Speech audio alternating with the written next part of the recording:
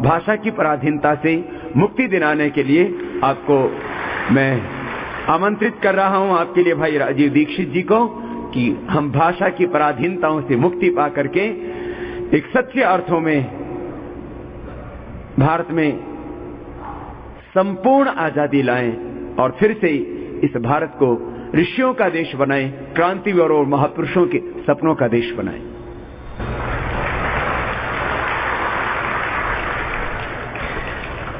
आपके सामने मुझे भाषा की पराधीनता के विषय पर बात करनी है। अपने भारत देश का आजादी के 63 साल के बाद ये सबसे बड़ा दुर्भाग्य है कि भाषा के स्तर पर अभी तक हम स्वतंत्र नहीं हो पाए, स्वाधीन नहीं हो पाए। भाषा के स्तर पर अभी भी हमारे देश में बहुत गहरी गुलामी है और दुर्भाग्य हमारे देश का ये है कि आजादी के पहले ये भाषा की गुलामी जितनी थी, आजादी के 63 साल के बाद ये भाषा की गुलामी और अधिक बढ़ गई है और अधिक गहरी हो गई है। भारत देश अंग्रेजों की गुलामी से तो आजाद हो गया है, लेकिन अंग्रेजियत की गुलामी, भाषा की गुलामी अभी भी इस देश में बरकरार है। मुझे ये कहते हुए बहुत दुख होता है, अफसोस होता है कि दुनिया में बहुत सारे देश अलग अलग समय पर गुलाम हुए हैं। दुनिया में कुल 200 देश हैं, इनमें से 71 देशों का इतिहास ऐसा है जो अलग अलग समय पर गुलाम हुए हैं और गुलामी के लंबे दौर को उन्होंने झेला है, भोगा है। हमारे बहुत सारे पड़ोसी देश हैं। अफ्रीका काफी लंबे समय तक गुलाम रहा है, मलेशिया गुलाम रहा है, मिस्र गुलाम रहा है, इंडोनेशिया गुलाम रहा है, वर्मा गुलाम रहा है, श्रीलंका गुलाम रहा है। और अगर थोड़ा दूर में चलें तो Brazil, Mexico, chilli, Costa Rica, Colombia, Cuba जैसे देश अलग अलग समय पर गुलाम हुए हैं। जापान गुलाम हुआ है, चीन गुलाम हुआ है। दुनिया में ऐसे कुल मिलाकर 71 देश हैं जो अलग अलग समय पर किसी न किसी के गुलाम हुए हैं। कोई अंग्रेजों का गुलाम हुआ, कोई फ्रांसीसियों का गुलाम हुआ, कोई डच लोगों का गुलाम हुआ जिनको हॉलैंड निवासी कहा जाता है, कोई स्पेनिश लोगों का गुलाम हुआ, कोई पुर्तगालियों का गुलाम हुआ। अलग अलग समय पर बहुत सारे देश गुलाम हुए हैं, लेकिन गुलामी के बाद उन सभी देशों ने सबसे पहले अपनी मातृभाषा को स्थापित कराया है और सबसे पहले अपनी मातृभाषा को अपनाया है। और उसके बाद वो देश आजादी की राह पर इतने आगे बढ़े और इतने तेजी से भारत से भी बहुत आगे निकल गए हैं। कई सारे देश जो आजादी में भारत से पीछे रहे, माने जिनकी आजादी भारत के बाद आई है, जैसे मैं आपको नाम लेके उदाहरण दूं, हमारा पड़ोसी देश है चीन, जिसकी आजादी हमसे 2 साल बाद आई है। हम तो 1947 में आजाद हो गए, लेकिन चीन तो 1949 में जाकर एक बड़ी क्रांति के बाद आजाद हुआ। लेकिन चीन हमसे कई गुना आगे निकल चुका है, आर्थिक रूप से, सामाजिक रूप से और वैश्विक ताकत के रूप में सारी दुनिया में चीन का डंका अभी बज रहा है। अमेरिका के राष्ट्रपति बराक ओबामा को चीन में जाकर चीन की सरकार को सलामी देनी पड़ रही है, चीन की सरकार को नमस्ते करनी पड़ रही है। कभी भी ऐसा दुनिया में नहीं हुआ कि अमेरिका का राष्ट्रपति चीन में जाकर चीन को सलामी दे, लेकिन अभी बराक ओबामा ये कहते हैं कि सारी दुनिया में अभी ताकत के रूप में जो सबसे महत्वपूर्ण देश उभर रहा है वो चीन। ये चीन 1949 तक भुखमरी का शिकार था, दुनिया में सबसे पीछे गिने जाने वाले देशों में गिना जाता था। आज उसकी अर्थव्यवस्था बहुत तेज है, समाज व्यवस्था बहुत बेहतर है, राज्य प्रशासन उनके यहाँ काफी कुछ भ्रष्टाचार से मुक्त है। थोड़ा बहुत भ्रष्टाचार वहाँ होता है, लेकिन ऐसा नहीं जैसे भारत में होता है। सारी दुनिया के लोग चीन का लोहा मान रहे हैं, चीन को नेता मान रहे हैं, चीन को विश्व गुरु की पदवी दी जा रही है। ये सब चीन का हो रहा है। आखिर इसके पीछे कारण क्या है? तो चीन के विद्वानों से अगर आप ये पूछेंगे कि भाई आपने मुश्किल से पिछले 60-62 साल में इतनी तरक्की कैसे कर ली है, तो वो सब के सब एक ही बात कहते हैं, एक ही जवाब देते हैं कि हमने हमारी मातृभाषा को राष्ट्रभाषा बनाया है, हमने हमारी मातृभाषा को अपने जीवन में लाया है, हमने हमारी मातृभाषा को विज्ञान और तकनीकी की भाषा बनाया है, हमने हमारी मातृभाषा को पाठशाला और विश्वविद्यालय की भाषा बनाया है, हमने हमारी मातृभाषा को शोध और प्रक्रिया की भाषा बनाया है। इसलिए हम दुनिया में इतनी तेजी से आगे बढ़ पाए हैं। चीन के विद्वानों का यह कहना है कि अगर चीन आज भी अंग्रेजी भाषा में डूबा रहता, क्योंकि आप जानते हैं चीन लंबे समय तक अंग्रेजों का गुलाम रहा और अंग्रेजी भाषा में डूब गया। चीन के विद्वान कहते हैं कि अगर चीन अभी भी अंग्रेजियत में डूबा रहता, अंग्रेजी भाषा में डूबा रहता, तो चीन कभी भी 1947 और 1949 की स्थिति से आगे नहीं बढ़ पाता और इतना शक्तिशाली और ताकतवर देश नहीं हो पाता। हमारा पड़ोसी दूसरा देश जापान है। लंबे समय तक जापान गुलाम रहा अमेरिका का, लंबे समय तक जापान गुलाम रहा है डच लोगों का, हॉलैंड वासियों का, लंबे समय तक जापान पर पुर्तगालियों ने भी राज किया है।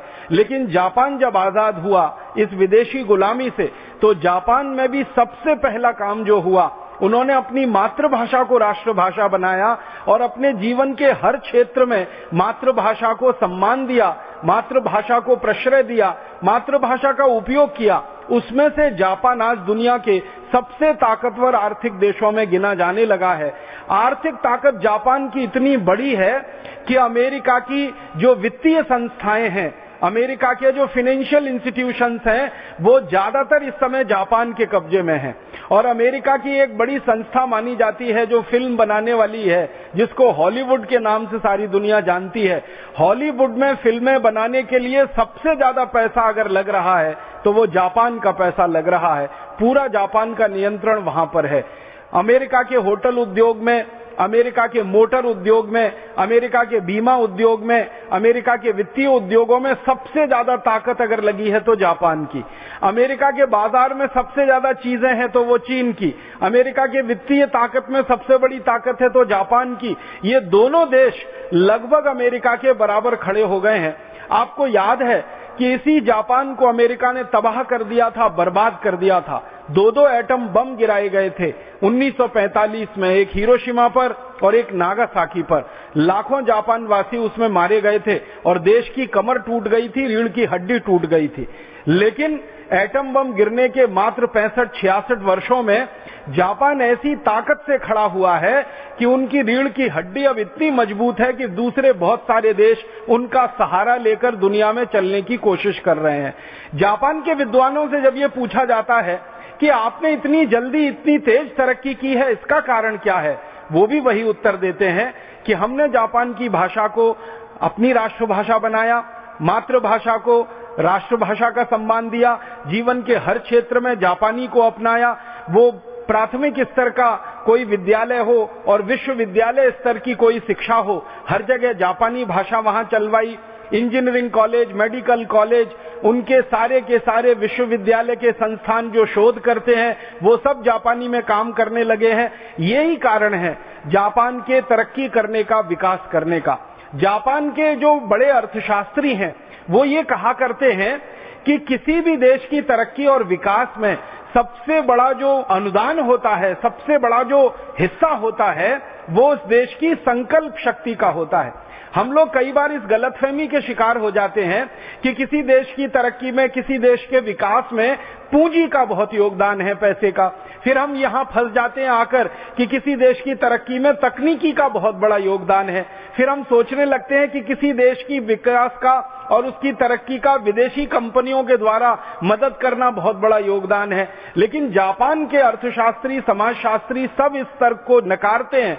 वो ये कहते हैं कि किसी भी देश की तरक्की और उसके विकास में सबसे बड़ा योगदान होता है संकल्प शक्ति का, और वो मानते हैं कि संकल्प शक्ति मातृभाषा से ही आ सकती है। विदेशी भाषाओं में संकल्प नहीं लिए जाते और विदेशी भाषाओं के संकल्प कभी पूरे नहीं हो पाते। ये जापान की कहानी है। हम थोड़ा दूर चलें, कोई और देश की कहानी देखें, क्यूबा की कहानी देखें, ब्राजील की देखें। ब्राजील एक बहुत बड़ा देश है लैटिन अमेरिका में, दक्षिणी अमेरिका में, जो बहुत तेजी से विकसित हो रहा है। हालांकि अमेरिका के नजदीक है, लेकिन आपको सुनकर हैरानी होगी, ब्राजील अमेरिका के बिल्कुल नजदीक है। अमेरिका की सीमा से ब्राजील की सीमा लगती है, लेकिन ब्राजील देश में अमेरिका की भाषा अंग्रेजी नहीं चलती है, उनकी अपनी भाषा चलती है। लंबे समय तक ब्राजील भी गुलाम रहा है विदेशियों का, लेकिन आजादी के बाद उन्होंने भी अपनी मातृभाषा को राष्ट्रभाषा बनाया, उसका सम्मान बढ़ाया, जीवन में मातृभाषा का हर कदम पर उपयोग बढ़ाया। उसमें से ब्राजील बहुत ताकतवर होकर निकला। दुनिया के 71 देशों की कहानी अगर आप देखेंगे तो ऐसी ही कहानी दिखाई देती है। ये तो मैंने कुछ नाम लिए जापान, चीन, ब्राजील जैसे देशों के, जो बहुत बड़े देश हैं दुनिया में, जिनकी अर्थव्यवस्था बहुत बड़ी है, जिनकी आबादी बहुत बड़ी है, जिनके संसाधन बहुत हैं, जिनकी भौगोलिक सीमाएं बहुत बड़ी हैं। मैं कुछ उदाहरण देना चाहता हूं दुनिया के छोटे छोटे देशों के, जिनकी भौगोलिक सीमाएं भारत के एक जिले से भी छोटी हैं, जिनकी आबादी भारत के एक जिले से भी कम है। भारत के सबसे छोटे जिले से भी छोटे देश दुनिया में बहुत हैं, और एक दो नहीं है, 24 हैं। एक छोटा सा देश है, उसका नाम है फिनलैंड। एक छोटा देश है, उसका नाम है डेनमार्क। एक छोटा सा देश है, उसका नाम है नॉर्वे। ऐसे दुनिया में 24 छोटे से देश हैं जो भारत के एक एक जिले से कम हैं, जिनकी आबादी 10 लाख, 15 लाख, 20 लाख, 22 लाख के आसपास की है। बहुत अधिक हो तो 30 लाख की आबादी है। हमारे देश में तो कई जिले 30 लाख से कई गुने बड़े हैं। दिल्ली की बात करें, दिल्ली तो अब राज्य हो गया है, लेकिन दिल्ली जैसे कई बड़े राज्यों के बराबर के जिले हैं हमारे देश में, जिनकी आबादी करोड़ों में है। लेकिन कई देश हैं जिनकी आबादी 15, 20, 22, 50 माने 30 लाख के आसपास है। उन देशों की कहानी भी अगर आप पढ़ेंगे तो उनकी कहानी भी यही है। जैसे फिनलैंड बहुत छोटा सा देश है, दुनिया के 200 देशों में सबसे छोटे देशों में उसकी गिनती होती है। मुश्किल से आबादी उनकी 30 लाख के आसपास है। इतने छोटे से देश ने एक संकल्प ले रखा है, और ये संकल्प उनका 100 साल पुराना है।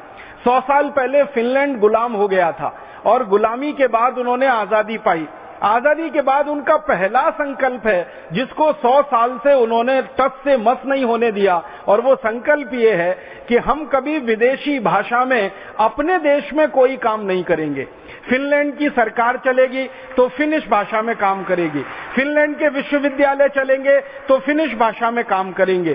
फिनलैंड के बच्चों को प्राथमिक स्तर से लेकर उच्चतम शिक्षा दी जाएगी तो उनकी फिनिश भाषा में होगी। उनके यहाँ विज्ञान और तकनीकी का काम किया जाएगा तो फिनिश भाषा में होगा। उनके यहाँ इंजीनियरिंग कॉलेज चलाए जाएंगे तो फिनिश में होंगे। उनके यहाँ मेडिकल कॉलेज होंगे तो फिनिश में होंगे। छोटा सा देश फिनलैंड अपनी मातृभाषा को सीने से ऐसे चिपकाए हुए है जैसे कोई माँ अपने बच्चे को छाती से चिपका कर रखती है।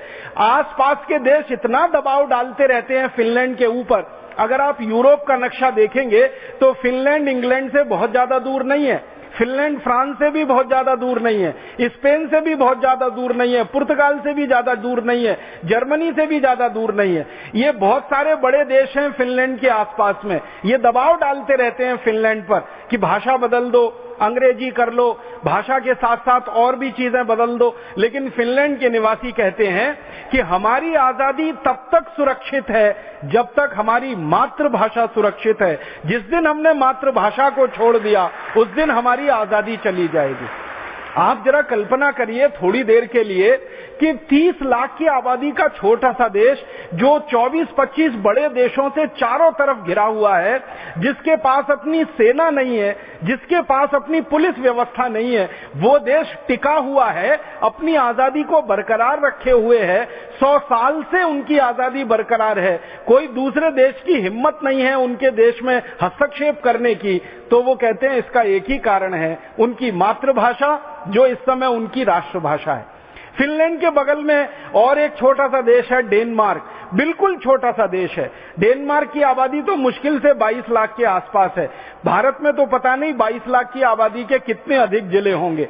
वो डेनमार्क की मातृभाषा जो है वो डेनिश है, और उनके यहाँ सब काम डेनिश में होता है। सारी दुनिया के जो भाषा विज्ञानी हैं वो इस बात पर हैरानी व्यक्त करते हैं कि दुनिया में शब्दों की संख्या के अनुसार सबसे छोटी भाषा है तो वो डेनिश भाषा है, जिसमें सबसे कम शब्द हैं।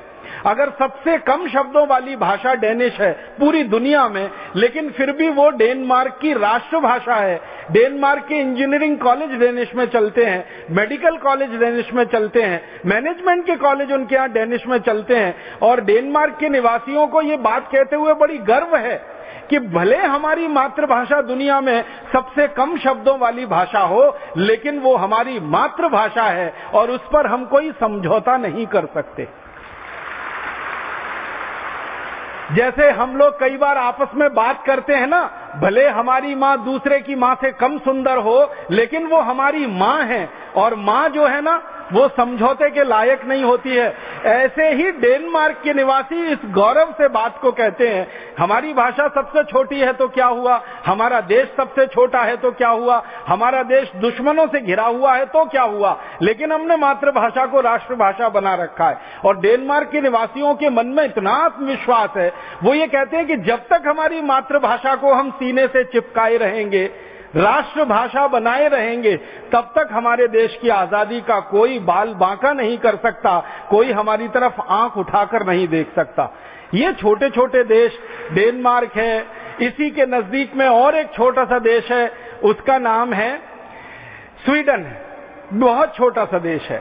भारत की तुलना करेंगे तो स्वीडन भारत के किसी एक राज्य के आधे से भी कम में निपट जाएगा, सिमट जाएगा, इतना छोटा सा देश है। लेकिन स्वीडन के निवासी भी जब से आजाद हुए, एक समय स्वीडन भी गुलाम रहा विदेशियों का, लेकिन जब से स्वीडन आजाद हुआ, उन्होंने स्वीडिश भाषा को मातृभाषा बनाया, और एक बार जो बनाया उससे वो पीछे नहीं हटे हैं, और लगातार सारी दुनिया में स्वीडिश भाषा की पताका वो फहराने में लगे हुए हैं। तो फिनलैंड हो, डेनमार्क हो, स्वीडन हो, इन्हीं के पड़ोस में और एक बिल्कुल छोटा सा देश है, उसका नाम है नॉर्वे।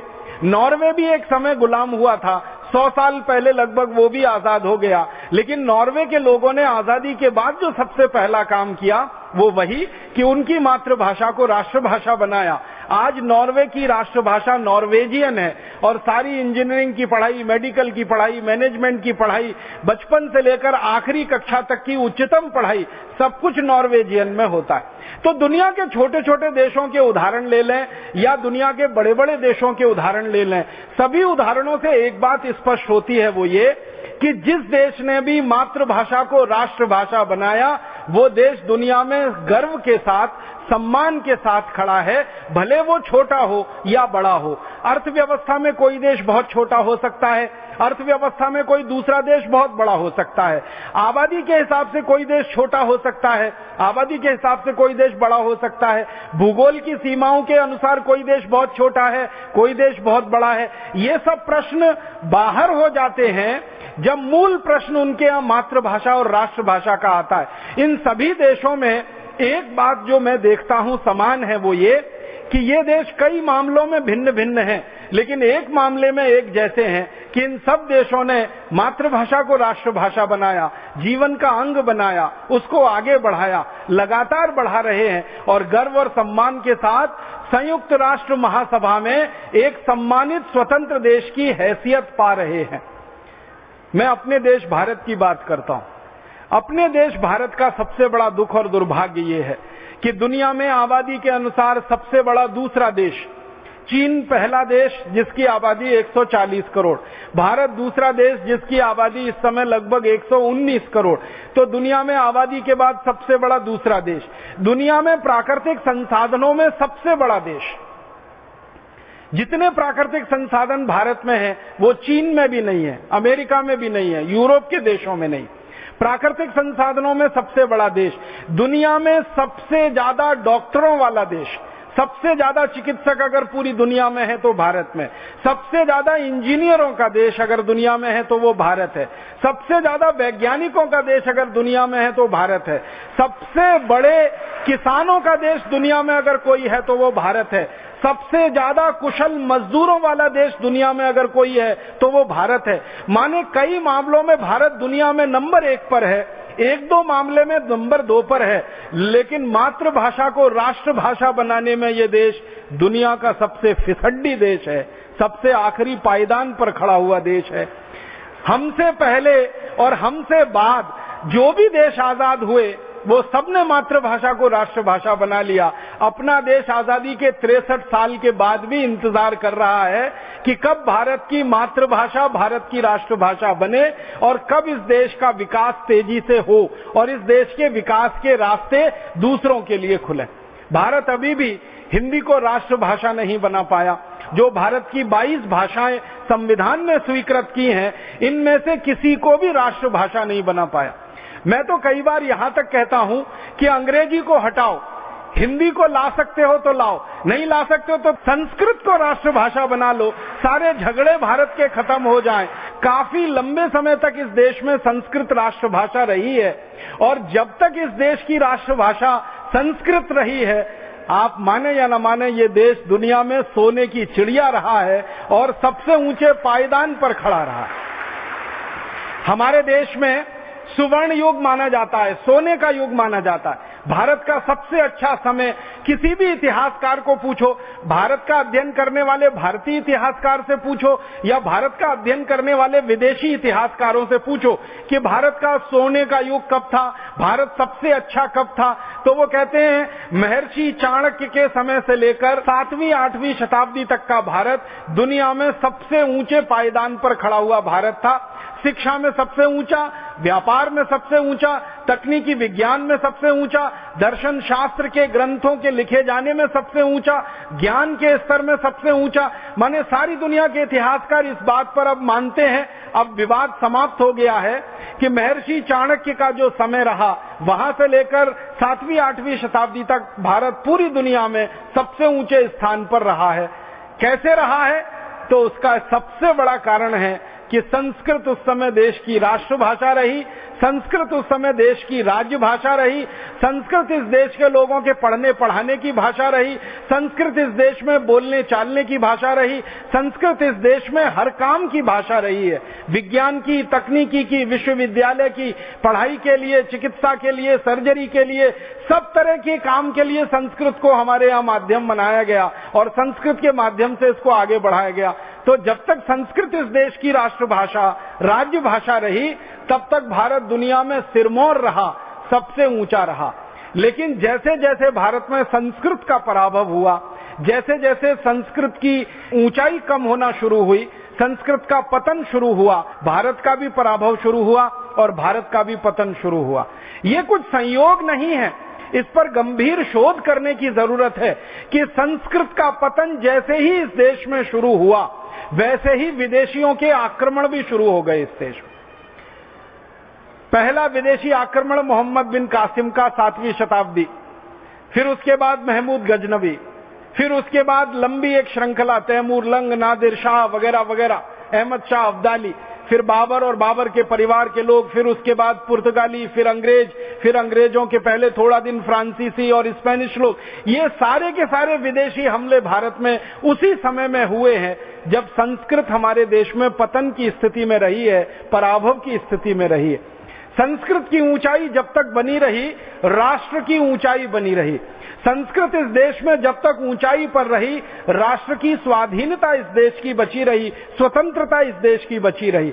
जैसे जैसे संस्कृत का पराभव हुआ, माने ज्ञान का पराभव हुआ, संस्कृत माने ज्ञान की भाषा, तो ज्ञान के स्तर पर जब हम नीचे गिरने लगे और ज्ञान के स्तर पर नीचे उतरने लगे, हमारे ऊपर विदेशी हमले शुरू हुए और फिर परोक्ष रूप से, बाद में प्रत्यक्ष रूप से हम विदेशी हमलों के शिकार हो गए और फिर गुलाम हो गए। गुलामी का एक लंबा दौर हमने देखा।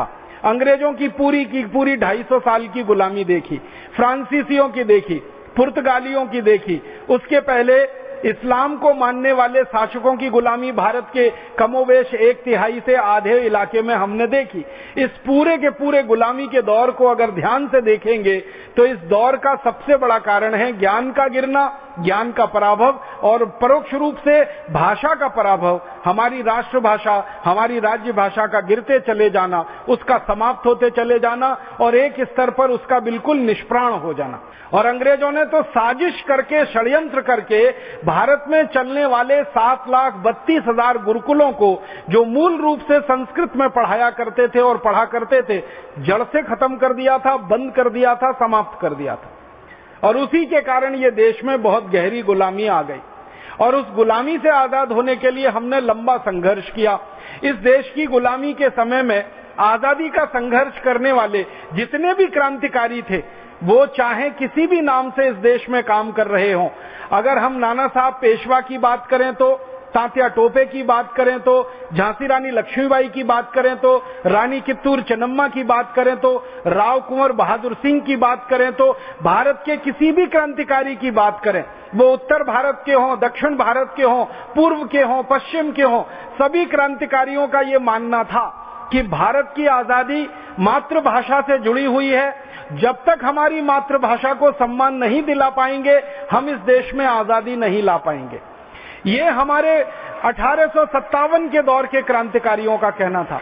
नाना साहब पेशवा ने भारत की आजादी का एक घोषणा पत्र बनाया था।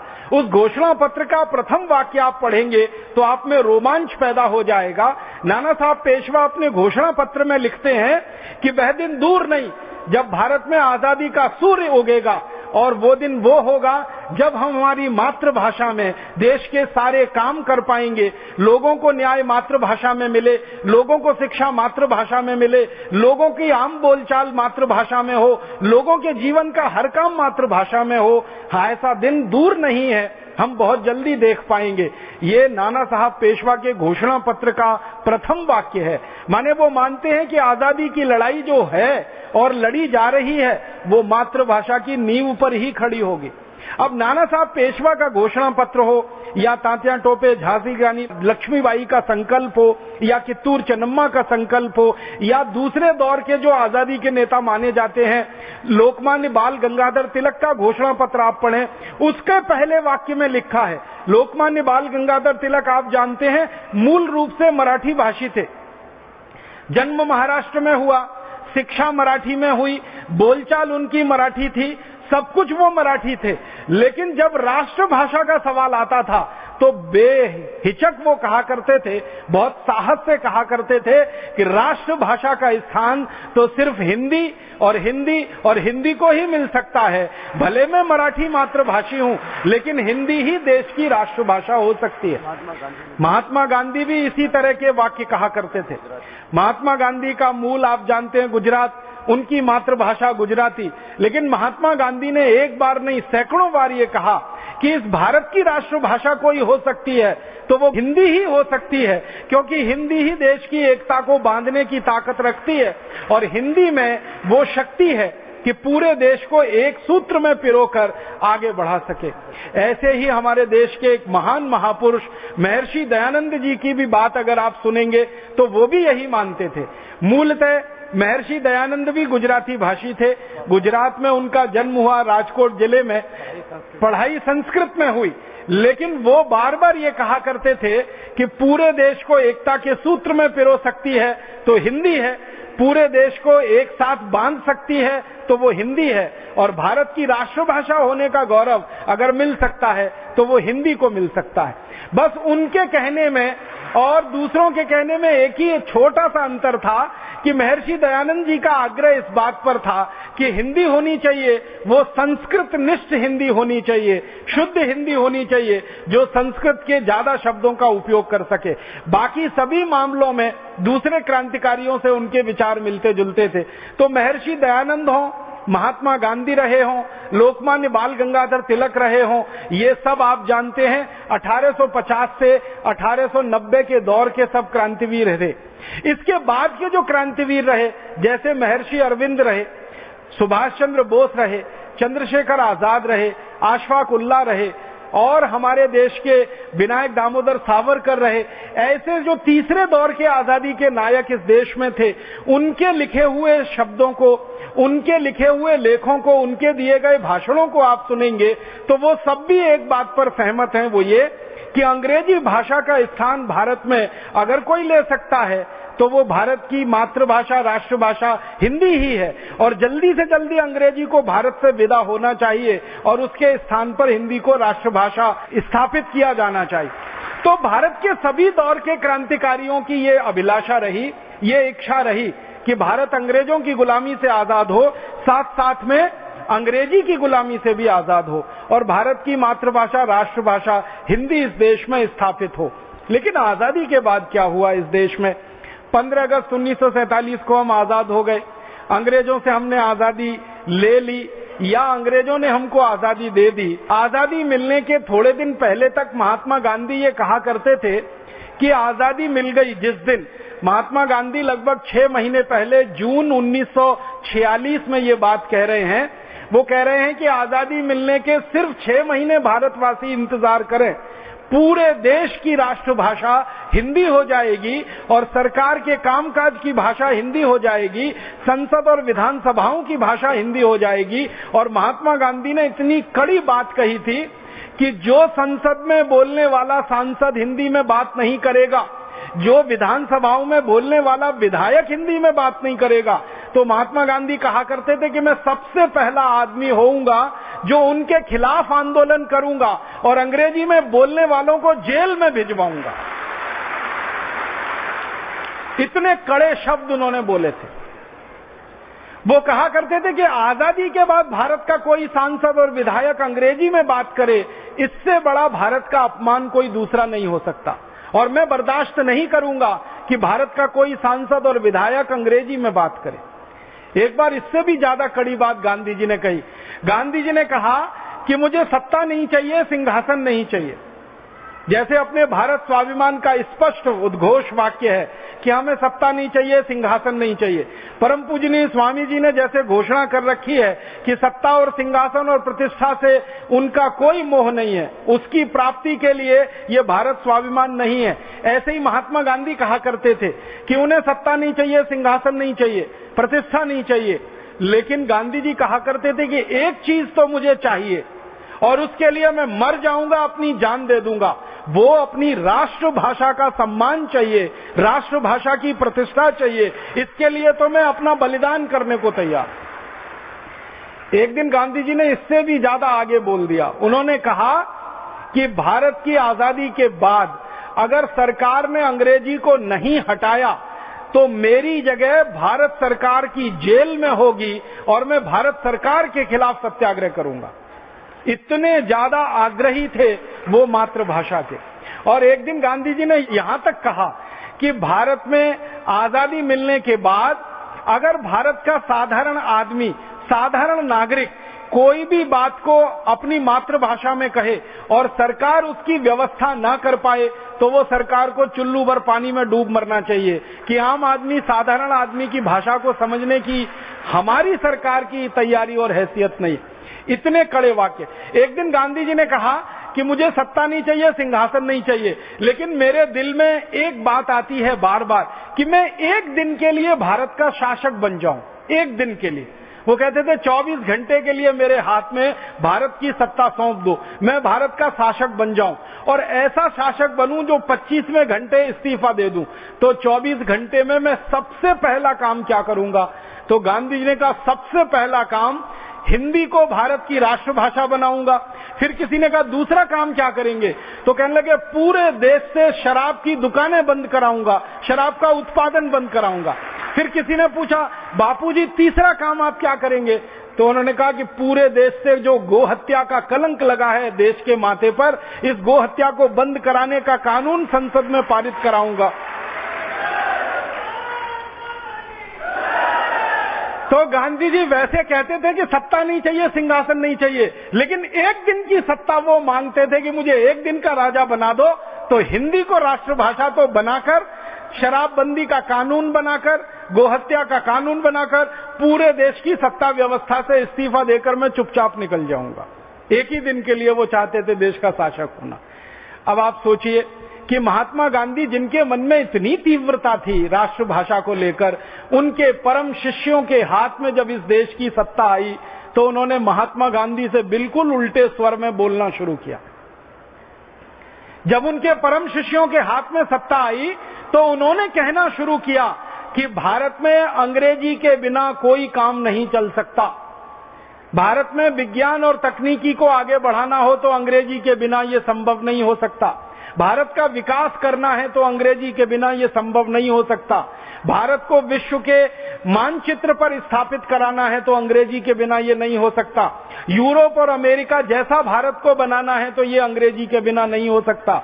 अंग्रेजी विश्व की भाषा है, अंग्रेजी वैज्ञानिक भाषा है, अंग्रेजी समृद्धशाली भाषा है, अंग्रेजी सारी दुनिया के लिए सबसे ज्यादा प्रतिष्ठित भाषा है। इस तरह के तर्क संसद में देना शुरू किया गया। संसद के बाहर इस तरह के तर्क दिए जाने लगे और अंत में हुआ ये कि महात्मा गांधी का सपना, महात्मा गांधी के जाने के बाद इस देश में अभी तक अधूरा है।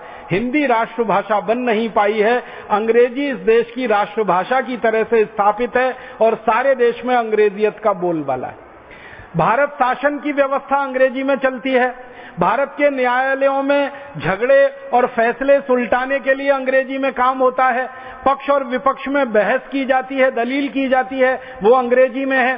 भारत के चिकित्सक मरीजों को जो अंग्रेजी नहीं जानते हैं उनको लिख कर देते हैं कागज की पुर्जी, वो अंग्रेजी में होती है। मरीज जो दवाएं खरीदते हैं बाजार से वो अंग्रेजी में होती हैं। हमारे देश के प्राथमिक स्तर के विद्यार्थियों को डंडे मार मार के अंग्रेजी माध्यम में पढ़ाया जाता है। अगर वो अंग्रेजी में ना पढ़ना चाहें तो जबरदस्ती उनको पढ़ाया जाता है। बेचारे उसमें फेल होते रहते हैं, असफल होते रहते हैं, वो अलग कहानी है। हमारे शीर्ष वैज्ञानिक संस्थानों में अंग्रेजी है, हमारे शीर्ष कृषि शोध संस्थानों में अंग्रेजी है। हमारे देश के नीचे से लेकर ऊपर के हर स्तर पर अंग्रेजी अंग्रेजी अंग्रेजी है। आप पूछेंगे ऐसा क्यों? शहीदों की भाषा तो अंग्रेजी नहीं थी, बलिदान देने वालों की भाषा तो अंग्रेजी नहीं थी, आजादी के आंदोलन की भाषा तो अंग्रेजी नहीं थी, आजादी के लिए कुर्बानी देने वालों की भाषा तो अंग्रेजी नहीं थी। फिर आजादी के बाद ये अंग्रेजी स्थापित कैसे हुई और इतना गहराई से कैसे आगे बढ़ गई? इसके पीछे एक बड़ी कहानी है। मुझे तो कई बार लगता है कि वो एक षड्यंत्र है, साजिश है। और वो षड्यंत्र और साजिश ये है कि भारत भले अंग्रेजों की गुलामी से आजाद हो जाए, लेकिन अंग्रेजी की गुलामी में भारत फंसा रहना चाहिए और अंग्रेजियत की गुलामी में भी फंसा रहना चाहिए। वो षड्यंत्र क्या हुआ? हमारे देश के संविधान में एक अनुच्छेद लिखा गया। हमारे देश का संविधान आप जानते हैं 1947 की आजादी मिलने के थोड़े दिन के बाद से लिखना शुरू हुआ। 1950 में संविधान पूरा लिखा गया। 26 जनवरी 1950 को संविधान इस देश में लागू हुआ। तो संविधान में एक अनुच्छेद लिखा गया, उसका नंबर है 343। अनुच्छेद नंबर 343 में लिखा गया कि संविधान लागू होने के 15 वर्ष तक अंग्रेजी इस देश में यूनियन माने संघ सरकार की भाषा के रूप में काम करेगी और राज्य सरकारें भी चाहें तो अंग्रेजी में काम कर सकेंगी। संविधान लागू होने के 15 वर्ष के बाद माने सन 1965 में, संविधान लागू हुआ 1950 में, इसके 15 वर्ष तक तो अंग्रेजी रहेगी। फिर 1965 से अंग्रेजी को हटाने की बात की जाएगी और इस अंग्रेजी को हटाने के लिए संसद की एक समिति बनाई जाएगी। वो संसदीय समिति जिस तरह का विचार रखेगी उस विचार पर राष्ट्रपति फिर विचार करेंगे और राष्ट्रपति की अनुशंसा से संसद में एक विधेयक पारित किया जाएगा और उस विधेयक को पारित करके अंग्रेजी को भारत से हटा दिया जाएगा। उसके स्थान पर हिंदी और अन्य भारतीय भाषाओं को प्रोत्साहन दिया जाएगा, स्थापित किया जाएगा। ये हमारे संविधान में लिखा गया। लेकिन ये जो लिखा गया वो अनुच्छेद 343 में लिखा गया। उस अनुच्छेद 343 का जो पैराग्राफ 1 है उसमें ये बात है। 2 नंबर और 3 नंबर को जब पढ़ें तो उसमें बिल्कुल उल्टी बात है। तीसरे पैराग्राफ में उल्टी बात लिखी गई और तीसरे पैराग्राफ में यह लिखा गया कि भारत के जो राज्य हैं, विभिन्न राज्य हैं, अगर कोई राज्य विरोध करेगा तो फिर अंग्रेजी को नहीं हटाया जाएगा। माने अंग्रेजी हटाने का विरोध करेगा कोई राज्य, हिंदी को स्थापित करने की समर्थन में कोई राज्य होगा तो फिर नहीं हटाया जाएगा। फिर इसी के आगे एक अनुच्छेद 348 लिखा गया संविधान में और उस अनुच्छेद में यह लिख दिया गया कि भारत में भले ही हिंदी आम बोलचाल की भाषा रहे, भारत में भले ही अन्य चीजों में हिंदी का प्रयोग होता रहे, लेकिन उच्चतम न्यायालय में, उच्च न्यायालय में और कानून के स्तर पर तो अंग्रेजी ही प्रामाणिक भाषा रहेगी। यह अनुच्छेद 348 में लिख दिया गया। एक जगह लिख रहे हैं कि 15 साल बाद हिंदी आ जाएगी और भारतीय भाषाएं आ जाएंगी। एक जगह लिख रहे हैं कि नहीं, उसके लिए राज्यों की सहमति लेनी पड़ेगी। फिर 348 में कह दिया कि नहीं, उच्चतम न्यायालय और उच्च न्यायालय में तो हिंदी के प्रश्न ही नहीं उठेंगे, वहां तो अंग्रेजी में ही काम चलेगा। कानून की भाषा अंग्रेजी, पक्ष की बहस अंग्रेजी में, विपक्ष की बहस अंग्रेजी में और फैसले सारे अंग्रेजी में। मतलब सीधा सा ये है कि एक जगह हिंदी को राष्ट्रभाषा बनाने की बात दिखाकर दूसरी जगह से बिल्कुल जड़ काट दी गई हिंदी की। और इसके बाद क्या हुआ? इसके बाद संसद की एक समिति बनाई गई। 1955 में वो समिति स्थापित हुई। उस समिति से कहा गया कि आप रिपोर्ट दीजिए। समिति ने ये कह दिया कि अभी भारत में अंग्रेजी को हटाने का अनुकूल समय नहीं आया है। जब तक अनुकूल समय नहीं आता अंग्रेजी को हटाने का, तब तक प्रतीक्षा की जाए। तो 1955 की संसदीय समिति ने ऐसी रिपोर्ट दे दी तो राष्ट्रपति ने कहा कि अभी अंग्रेजी को हटाने की बात नहीं है। फिर उसके बाद एक दूसरी समिति बनी, उनकी भी रिपोर्ट इसी तरह से आई और उसके बाद 1963 में संसद में बड़ी भयंकर बहस हुई इस पर कि अंग्रेजी हटाओ और हिंदी लाओ, अंग्रेजी हटाओ और भारतीय भाषाओं को लाओ। ये बहस में भी अंत में यही हुआ कि अंग्रेजी को अभी थोड़े दिन तक रखा जाए। फिर जब 1965 का समय पूरा हो गया और 15 साल की अवधि समाप्त हो गई तो भारत की राजभाषा हिंदी बने और राष्ट्रभाषा भी हिंदी बने, इस पर जब बात शुरू हुई तो दक्षिण भारत में दंगे शुरू हो गए।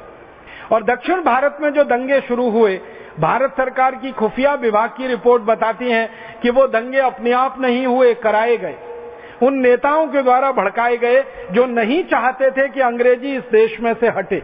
तो सरकार को मौका मिल गया ये कहने का कि हिंदी को राष्ट्रभाषा बनाने के नाम पर अगर दंगे हो रहे हैं तो हिंदी को राष्ट्रभाषा नहीं बनाया जा सकता, अंग्रेजी को ही बरकरार रखना पड़ेगा। और 1967 में विधेयक पास कर दिया गया। फिर 1968 में उस विधेयक में एक संशोधन कर दिया गया और वो संशोधन इस समय हमारे लिए फांसी के फंदे जैसा है, भारत की राष्ट्रभाषा के लिए, भारत की मातृभाषाओं के लिए। उस संशोधन में लिखा यह गया कि भारत के जितने राज्य हैं इनमें से एक राज्य भी अगर अंग्रेजी का समर्थन करेगा तो भारत में अंग्रेजी ही लागू रहेगी। भारत में इस समय 33 राज्य हैं और 33 राज्यों में से एक राज्य भी अगर ये कहता है कि अंग्रेजी होनी ही चाहिए तो पूरे भारत में अंग्रेजी रहेगी। जब तक वो राज्य ये नहीं कहता कि अंग्रेजी हटा देनी चाहिए तब तक भारत से अंग्रेजी नहीं हटाई जाएगी। ऐसा संशोधन करके कानून बन गया। अब यही कानून है जो भारत में हिंदी के गले में फांसी के फंदे जैसा लटका हुआ है। ये हमारे देश की स्थिति है। अब ये स्थिति संसद ने बनाई है, ये स्थिति संविधान ने बनाई है, ये स्थिति कानून ने बनाई है। आप जानते हैं संसद को चलाने वाले नेता होते हैं, आपको मालूम है संविधान बनाने वाले भी नेता ही थे और आपको मालूम है विधायिकाओं को चलाने वाले भी नेता ही हैं। तो भारत में कुछ नेता जो आजादी के बाद से लगातार इस षड्यंत्र में लगे रहे हैं कि अंग्रेजी हटनी नहीं चाहिए भारत से क्योंकि उनकी सत्ता वहां से हट जाएगी। दुर्भाग्य हमारे देश का ये है कि अंग्रेजी जानने वाले 1 करोड़ से भी कम हैं इस देश में, लेकिन उनकी सत्ता इस देश पर काबिज है और व्यवस्था में वो पूरी तरह से हावी है, इसलिए अंग्रेजी हटने नहीं पा रही है। अब जब तक ये लोग व्यवस्था पर हावी रहेंगे और जब तक ये सत्ता को अपने हाथ में रखेंगे, शायद मुझे नहीं लगता कि अंग्रेजी का स्थान कोई बदलेगा और हिंदी और भारतीय भाषाओं का स्थान कुछ बेहतर हो पाएगा। तो भारत स्वाभिमान की तरफ से सारे देश में हमें ये प्रयास करना है कि अंग्रेजी जानने वाले, अंग्रेजी बोलने वाले, अंग्रेजी पढ़ने वाले और अंग्रेजी में आचार व्यवहार करने वाले लोगों के हाथ से सत्ता छीननी पड़ेगी और भारतीय भाषाओं के जानने वालों के हाथ में वो सत्ता देनी पड़ेगी। तभी जाकर अंग्रेजी और अंग्रेजियत का इस देश से सर्वनाश होगा और भारत की भाषाओं के लिए रास्ता खुलेगा। ये तो शायद हमें आज नहीं तो कल करना पड़ जाएगा। मेरे मन में एक बात है जो आपसे मैं कहना चाहता हूं। ये अंग्रेजी के समर्थन में तर्क देने वाले जो नेता हैं और अंग्रेजी को भारत में बनाकर रखने वाले जो नेता हैं, ये मूलतः 4 तर्क देते हैं। पहला तर्क देते हैं कि अंग्रेजी सबसे अच्छी भाषा है पूरी दुनिया में। दूसरा तर्क देते हैं अंग्रेजी विश्व भाषा है पूरी दुनिया में।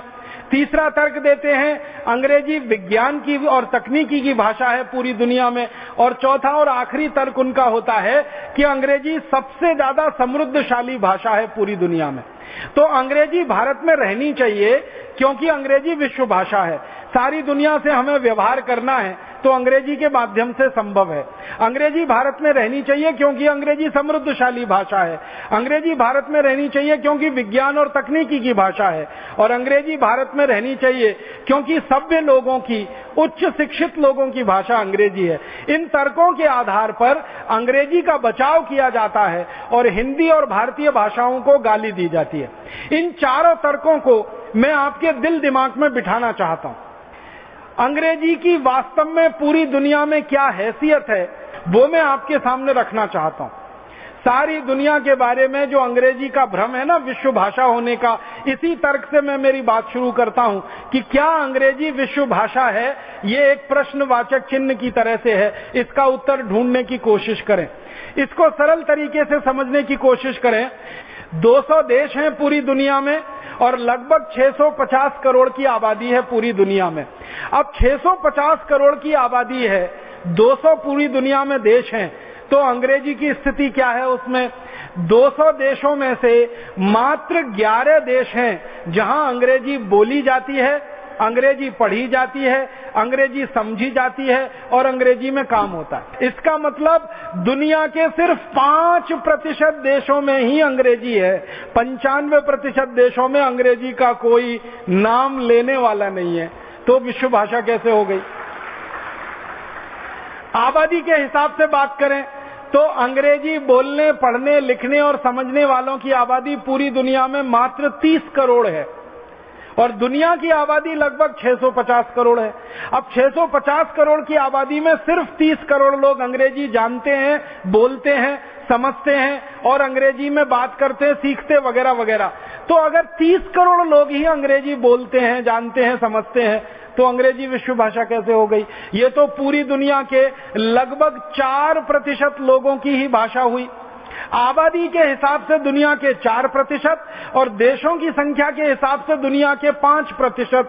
तो 5% देशों में अंग्रेजी है, 4% लोग अंग्रेजी जानते, बोलते, समझते हैं। तो 96% लोग तो ना अंग्रेजी बोलते हैं, ना जानते हैं, ना समझते हैं, ना अंग्रेजी में काम करते हैं। तो अंग्रेजी विश्व भाषा कैसे हुई?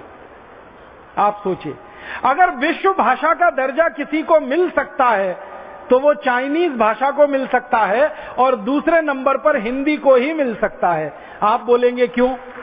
दुनिया में 650 करोड़ की आबादी है जो, उसमें से 140 करोड़ लोग चाइनीज बोलते हैं, चाइनीज लिखते हैं, चाइनीज में काम करते हैं। 140 करोड़ लोग दुनिया में। तो सबसे ज्यादा बोली जाने वाली भाषा अगर दुनिया में है तो चाइनीज है, तो वो विश्व भाषा हो सकती है। दूसरे नंबर पर अगर जो कोई भाषा है सबसे ज्यादा लोगों द्वारा बोली जाने वाली, समझी जाने वाली, पढ़ी और लिखी जाने वाली, वो हिंदी है, मात्र हिंदी है और हिंदी है। दुनिया में 100 करोड़ लोग हैं जो हिंदी जानते हैं, हिंदी समझते हैं, हिंदी बोल सकते हैं और 85 करोड़ लोगों की तो मातृभाषा हिंदी है। 15 करोड़ लोगों की मातृभाषा हिंदी नहीं है, लेकिन वो हिंदी जानते हैं, बोलते हैं, समझते हैं। 85 करोड़ लोगों की तो मातृभाषा भी हिंदी है। इस तरह से 100 करोड़ लोग हैं भारत और भारत के बाहर जो हिंदी जानते, समझते, बोलते, पढ़ते हैं और 140 करोड़ चीनी जानते, समझते, बोलते, पढ़ते हैं। तो विश्व भाषा होने की हैसियत अगर किसी के पास है तो या तो चीनी भाषा के पास है या तो हिंदी के पास है। और तीसरे नंबर पर जो भाषा पूरी दुनिया में बोली जाती है सबसे ज्यादा, वो रूसी है। चौथे नंबर पर जो भाषा पूरी दुनिया में बोली जाती है वो स्पेनिश है। 5वें नंबर पर जो भाषा पूरी दुनिया में बोली जाती है वो पोर्चुगीज है। 6ठे नंबर पर जो भाषा पूरी दुनिया में बोली जाती है वो डच है। और इस तरह से जब आप गिनती करते करते करते करते चले जाते हैं तो 10वें 11वें नंबर के बाद नंबर आता है अंग्रेजी का, जिनको लोग जानते, समझते और बोलते हैं। इसलिए ये सबसे बड़ा झूठ है जो भारत में फैलाया गया पिछले 63 साल आजादी के बाद कि अंग्रेजी विश्व भाषा है। अंग्रेजी विश्व भाषा नहीं है। अंग्रेजी विश्व के एक छोटे से इलाके की भाषा है और उस इलाके की भाषा है जो कभी अंग्रेजों का गुलाम हुआ था। जैसे भारत अंग्रेजों का गुलाम हुआ तो भारत में अंग्रेजी है। पाकिस्तान भारत का अंग था, पाकिस्तान में अंग्रेजी है। बांग्लादेश कभी भारत का अंग था, बांग्लादेश में अंग्रेजी है। ऑस्ट्रेलिया अंग्रेजों का गुलाम रहा, वहां अंग्रेजी है। न्यूजीलैंड अंग्रेजों का गुलाम रहा, वहां अंग्रेजी है। इसी तरह से अमेरिका अंग्रेजों का गुलाम रहा, अमेरिका में अंग्रेजी है। कनाडा अंग्रेजों का गुलाम रहा, कनाडा में अंग्रेजी है। वेस्ट इंडीज अंग्रेजों का गुलाम रहा, वेस्ट इंडीज में अंग्रेजी है। ऐसे कुल मिलाकर दुनिया में 11 ही देश हैं जहां पर अंग्रेजी है और वो भी चूंकि अंग्रेजों के गुलाम हुए इसलिए अंग्रेजी है। अर्थात अगर ये देश अंग्रेजों के गुलाम नहीं होते तो इन देशों में भी अंग्रेजी का नाम लेवा कोई नहीं होता। ये बिल्कुल पक्की बात है। अब इंग्लैंड की बात करें, ब्रिटेन की बात करें, तो इंग्लैंड के नीचे छोटे छोटे दो देश हैं जिनको इन्होंने जबरदस्ती कब्जे में कर रखा है। एक आयरलैंड है और एक स्कॉटलैंड है। उनके लोगों की मातृभाषा आयरिश है और स्कॉटिश है, लेकिन जबरदस्ती उनके ऊपर अंग्रेजी थोप के रखी हुई है ताकि वो ब्रिटेन से अलग ना हो जाए। तो इस तरह से देखने में 14 देश आ जाते हैं। एक न्यू साउथ वेल्स है, एक आयरलैंड है और एक स्कॉटलैंड है, और एक मूल देश तो इंग्लैंड है ही। तो कुल 14, नहीं तो इंग्लैंड को हटा के, ब्रिटेन को हटा के मात्र 11 देश ही है जहां पर अंग्रेजी है। तो ये अंग्रेजी विश्व भाषा तो बिल्कुल नहीं है। दूसरा तर्क जो उनका है, जो दूसरा झूठा अभियान चला रखा है उन्होंने, कि अंग्रेजी दुनिया की सबसे समृद्ध भाषा है, सबसे समृद्ध भाषा है। अब जरा देखें कि अंग्रेजी में समृद्धि कितनी है। किसी भी भाषा की जो समृद्धि है वो भाषा विज्ञानियों के अनुसार उस भाषा में शब्दों की संख्या से मानी जाती है। जिस भाषा में जितने ज्यादा शब्द होते हैं उस भाषा को उतना ही समृद्ध माना जाता है। सारे दुनिया के भाषा विज्ञानी इस पर सहमत हैं। वो कहते हैं कि भाषा में शब्दों की संख्या जितनी ज्यादा होगी वो भाषा उतनी समृद्ध होगी। तो जरा देखें अंग्रेजी में कुल शब्द कितने हैं। आपको एक सच्चाई बताना चाहता हूं जो बहुत सारे लोगों को नहीं मालूम है। इंग्लैंड में अंग्रेजी की शुरुआत 5वीं शताब्दी से हुई है। इंग्लैंड जो अंग्रेजी का मूल देश है, अंग्रेजी का उत्पादक देश है, जहां अंग्रेजी का जन्म हुआ, उस इंग्लैंड में अंग्रेजी की शुरुआत 5वीं शताब्दी से हुई है। माने आज से अगर गिनना शुरू करें तो लगभग 1500 साल पहले अंग्रेजी की शुरुआत हुई है पूरी दुनिया में। अगर मैं इसको दूसरे शब्दों में कहूं तो अंग्रेजी का जन्म 1500 साल पहले हुआ है पूरी दुनिया में। आपको हैरानी होगी जानकर, 5वीं शताब्दी के पहले पूरे इंग्लैंड में लैटिन भाषा चलती थी। लैटिन में लोग लिखते थे, लैटिन में बोलते थे, लैटिन में सब काम होता था। और जब अंग्रेजी का जन्म हुआ तो लैटिन बोलने वाले, लैटिन जानने वाले, लैटिन लिखने वाले लोग अंग्रेजी का मजाक उड़ाया करते थे और कहा करते थे कि जो गंवार लोग हैं, जो मूर्ख लोग हैं, वो अंग्रेजी में काम करते हैं, बोलते हैं, लिखते हैं। हम सभ्य लोग हैं, इसलिए हम लैटिन में काम करते हैं, बोलते हैं, लिखते हैं। तो अंग्रेजी को गाली दी जाती थी 5वीं शताब्दी में। थोड़ा थोड़ा अंग्रेजी आगे बढ़ी। इसका जन्म दुनिया में सबसे बाद में हुआ है। अगर दुनिया की सभी भाषाओं को आप एक तरफ रख लें तो दुनिया की भाषाएं अंग्रेजी से सबसे ज्यादा पुरानी है। अंग्रेजी सबसे नई भाषा है। अंग्रेजी सबसे ज्यादा नजदीक की भाषा है। अंग्रेजी का जन्म सबसे बाद हुआ है, तो सबसे नजदीक की भाषा है, सबसे बाद में जन्म हुआ है, तो शब्दों की संख्या भी सबसे कम इन्हीं के पास होगी। तो अंग्रेजी में शब्द बहुत कम है। अंग्रेज विद्वान जो अंग्रेजी के बारे में कहते हैं, मैं नहीं कहता, अंग्रेज विद्वानों की कही गई बात आपसे कह रहा हूं। अंग्रेज विद्वानों को कहना है कि अंग्रेजी के मूल शब्द अभी सन 2009 तक आते आते मात्र 65,000 हो पाए हैं। तो जब हम डिक्शनरी पढ़ते हैं अंग्रेजी की, आप अगर अंग्रेजी की डिक्शनरी पढ़ो और पुरानी डिक्शनरी पढ़ो, वेबस्टर की डिक्शनरी पढ़ो, ऑक्सफोर्ड की डिक्शनरी पढ़ो, तो उसमें कहा जाता है कि 2.5 लाख शब्द हैं, लेकिन मूल शब्द 65,000 ही हैं। तो बाकी 1,85,000 शब्द कहां से आए हैं? तो अंग्रेजी ने उधार ले रखे हैं, लैटिन से उधार लिए हैं, फ्रेंच में से उधार लिए हैं, जर्मन में से उधार लिए हैं, डच में से उधार लिए हैं, पोर्चुगीज में से उधार लिए हैं, हमारी संस्कृत में से उधार लिए हुए शब्द अंग्रेजी में है। संस्कृत के बहुत सारे शब्द अंग्रेजी में हैं, हिंदी के बहुत सारे उधार लिए हुए शब्द उन्होंने अंग्रेजी में रखे हुए हैं। तो दुनिया भर के देशों की जो भाषाएं हैं उन सभी से उधार ले लेकर उनका शब्दकोश है इस समय 2.5 लाख का, और मूल अंग्रेजी शब्द हैं 65,000। तो ये तो अंग्रेजी की समृद्धि की बात है। अब मैं आगे चलता हूं, भारत की भाषाओं की बात करता हूं और दुनिया की भाषाओं की बात करता हूं। दुनिया में जो सबसे छोटे देशों की भाषाएं हैं, जैसे डेनिश है, जैसे फिनिश है, जैसे नॉर्वेजियन है, जैसे और स्पेनिश है, पोर्चुगीज वगैरह हैं, इन भाषाओं के शब्द अंग्रेजी से ज्यादा हैं। और भारत में तो आप जानते हैं 22 भाषाएं हैं, गुजराती, मराठी, तमिल, तेलुगु, कन्नड़, बंगला, आसामी सब मिलाकर 22 भाषाएं हैं। भारत की सभी भाषाओं के शब्दों को जोड़ दें तो अंग्रेजी से कई गुने ज्यादा है। मैं तो आपके बिहार की एक छोटी सी जानकारी दे रहा हूं, आप सब बिहार से आए हैं। बिहार की 3 बोलियों को अगर मैं एक साथ इकट्ठा करूं ना, एक तो मगधी है और एक तो मैथिली है और एक तो भोजपुरी है। भोजपुरी, मगधी और मैथिली ये तीनों हिंदी की बोलियां मानी जाती हैं और ऐसी हिंदी की 20 बोलियां मानी जाती हैं। ब्रज भाषा एक है, बनारस की अलग है, गोरखपुर की अलग है। तो अनेक हिंदी में जो बोलियां हैं इनको एक साथ रख लिया जाए और हिंदी के जो संस्कृतनिष्ठ शब्द हैं उनको एक जगह रख लिया जाए, हिंदी की खड़ी बोली को एक जगह और दूसरी बोलियों को एक जगह रख लिया जाए, तो इनके कुल शब्दों की संख्या 60 लाख है।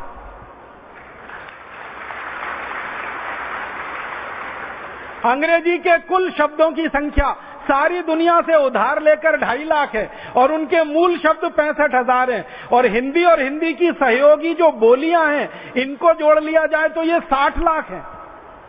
और अगर संस्कृत की बात कर दें, संस्कृत के शब्दों के भंडार की बात कर दें, तो गुरुवर यहां बैठे हुए हैं, वो अपने पहले वाले व्याख्यान में कह रहे थे, इससे पहले जो उन्होंने संस्कृत भाषा पे दिया था, कि संस्कृत भाषा एक ऐसी भाषा है जिसमें करोड़ों करोड़ों शब्द बन सकते हैं, बनाए जाते हैं और उपयोग किए जाते हैं। एक एक धातु शब्द से हजारों हजारों शब्द बन सकते हैं। तो संस्कृत में करोड़ों करोड़ों शब्द हैं। संस्कृत के शब्दों को गिनने का सामर्थ्य अभी तक विकसित नहीं हो पाया हम में, क्योंकि शब्दों का भंडार अनंत है, क्योंकि इस भाषा का सामर्थ्य अनंत है। तो जिस भाषा में करोड़ों शब्द हो, जिस भाषा में शब्दों का भंडार सबसे बड़ा हो, वो समृद्धशाली है, या अंग्रेजी जिसमें मात्र 65,000 मूल शब्द हैं और बाकी कुल मिलाकर उधार लिए हुए 2.5 लाख शब्द हैं। तो समृद्ध भाषा कैसे हुई? और मैं आपको एक रोचक बात बताना चाहता हूं। पूरे भारत देश में हिंदी, गुजराती, तमिल, तेलुगु, मराठी जो हमारी भारतीय भाषाएं हैं, इनकी जो अलग अलग बोलियां हैं, उन बोलियों की सूची अगर बनाएंगे तो 3,280 बोलियां हैं भारत में और 22 भाषाएं हैं भारत में, जो दुनिया के किसी देश में नहीं है। बोली आप समझते हैं, भाषा से विकसित, जैसे हिंदी भाषा है और बोली भोजपुरी है, मगधी है, या तो आपकी मैथिली है, या तो बनारसी है, या तो कोई और क्षेत्र की है। तो बोलियां भारत में 3,280 हैं और भाषाएं 22 हैं। दुनिया के किसी देश में नहीं है।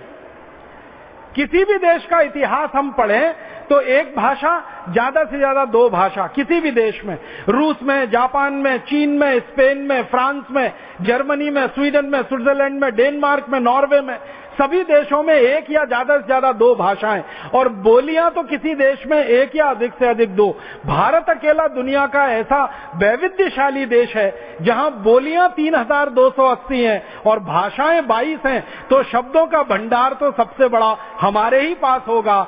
तो भाषा की समृद्धि तो हमारे पास है, अंग्रेजों के पास क्या है? ऐसी भाषा है अंग्रेजी। अब इस भाषा को लोग कहते हैं कि दुनिया की समृद्धशाली भाषा है। मेरे समझ में नहीं आता कि इनकी समृद्धि क्या है, जिनकी व्याकरण जो है स्थिर नहीं, बदलती रहती है समय के हिसाब से, सुविधाओं के हिसाब से, और जिस भाषा में शब्द सबसे कम हो, जिन भाषाओं के दूसरी भाषाओं के कई समानार्थक पर्यायवाची शब्द हो, इनके पास कुल जमा एक ही हो, तो बहुत गरीब भाषा है, गरीबों की भाषा है।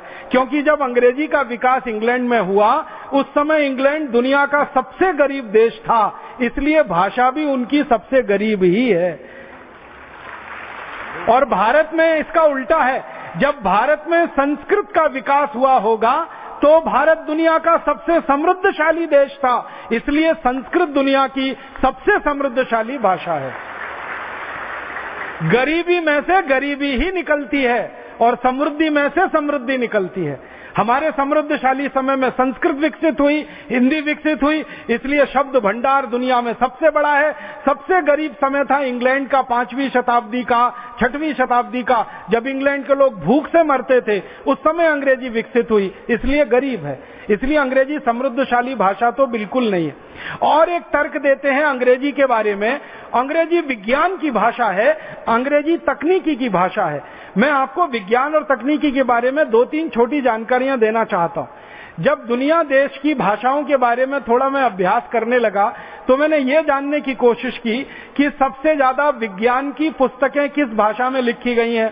तो आपको सुनकर हैरानी होगी, दुनिया में सबसे ज्यादा विज्ञान और तकनीकी के विषय की पुस्तकें लिखी गई हैं रूसी भाषा में, और दुनिया में सबसे ज्यादा विज्ञान और तकनीकी के शोध पत्र जो प्रकाशित हुए हैं, रिसर्च पेपर जिनको अंग्रेजी वाले कहते हैं, वो रूसी भाषा में है।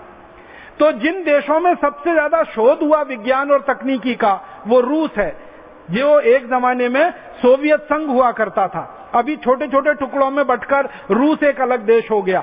तो रूसी भाषा में सबसे ज्यादा शोध पत्र प्रकाशित हुए, रूसी भाषा में सबसे ज्यादा विज्ञान और तकनीकी की पुस्तकें प्रकाशित हुई हैं। तो विज्ञान और तकनीकी की भाषा रूसी भाषा है।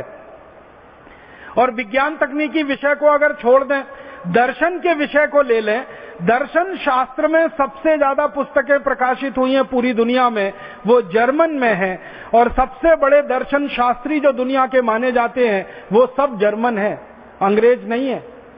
हम मार्क्स की बात सुनते हैं ना, मार्क्स वो जर्मन था। कांट की बात करते हैं ना, वो जर्मन था। हीगेल की बात करते हैं, वो जर्मन था। दुनिया के सारे उच्च श्रेणी के दर्शन शास्त्री जर्मनी देश के रहे हैं और जर्मन भाषा में काम किया है। इसलिए दर्शन शास्त्र की सबसे ज्यादा पुस्तकें जर्मनी में छपी हैं। इसी तरह से चित्रकारी की, कलाकारी की, संगीत की, सिनेमा की सबसे ज्यादा पुस्तकें छपी हैं, वो फ्रेंच में है, क्योंकि फ्रांस में सबसे ज्यादा काम हुआ है इस विषय पर। कला, चित्रकारी, भवन निर्माण, मूर्ति कला, वास्तुकला, इन सब कलाओं पर सबसे ज्यादा पुस्तकें छपी हैं, वो फ्रेंच में है। और इतिहास के विषय में सबसे ज्यादा पुस्तकें छपी हैं दुनिया में, वो स्पेनिश में है, पोर्चुगीज में है, फ्रेंच में है, जर्मन में है। अगर आप इसमें अंग्रेजी को ढूंढेंगे तो अंग्रेजी कहीं नहीं है। अगर एक शब्द में, एक वाक्य में मैं ये कहूं कि इतिहास में सबसे ज्यादा पुस्तकें अंग्रेजी भाषा को छोड़कर सभी भाषाओं में हैं। दर्शन शास्त्र में सबसे ज्यादा पुस्तकें अंग्रेजी भाषा को छोड़कर अन्य भाषाओं में है, जर्मन में तो सबसे ज्यादा है। विज्ञान और तकनीकी में सबसे ज्यादा पुस्तकें रूसी भाषा में है, अंग्रेजी में तो बहुत कम है, क्योंकि अंग्रेजी में विज्ञान और तकनीक का शोध सबसे कम हुआ है।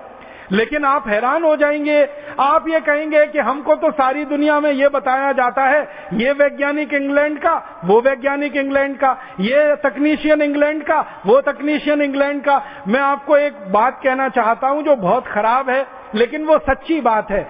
इंग्लैंड की भाषा अंग्रेजी में सबसे कम विज्ञान और तकनीकी पर शोध हुआ है। लेकिन दुनिया में जो कुछ अंग्रेजी में छपा है, उनमें से आधे से ज्यादा चोरी का है, दूसरों ने शोध किया है, उसको अंग्रेजों ने अपना नाम लगा के छाप दिया है। कभी समय आया तो आपके सामने एक विषय पे बात करूंगा कि अंग्रेज वैज्ञानिकों ने भारत के वैज्ञानिकों की क्या क्या शोध चुराई है और कौन कौन सी तकनीकी अपने नाम से प्रकाशित कराई है। दुनिया में एक बहुत बड़ा झूठ पूरी दुनिया में चलाया जा रहा है। संकेत में कह रहा हूं कि हवाई जहाज का आविष्कार राइट ब्रदर्स ने किया। आपको सुनकर हैरानी होगी, राइट ब्रदर्स से लगभग 14-15 साल पहले हवाई जहाज का आविष्कार पूना में हुआ था, भारतीय वैज्ञानिकों ने किया था। इसी तरह से सारी दुनिया में एक झूठ फैलाया गया, बर्फ का आविष्कार अंग्रेज वैज्ञानिकों ने किया। एक तो बर्फ वो होती है जो प्रकृति से हमको मिलती है, बारिश जैसे गिरती है ना वैसे बर्फ गिरती है, उसकी बात नहीं कर रहा हूं। प्रयोगशाला में बर्फ बनाने का आविष्कार ये कहते हैं इंग्लैंड के वैज्ञानिकों ने किया 17वीं शताब्दी में।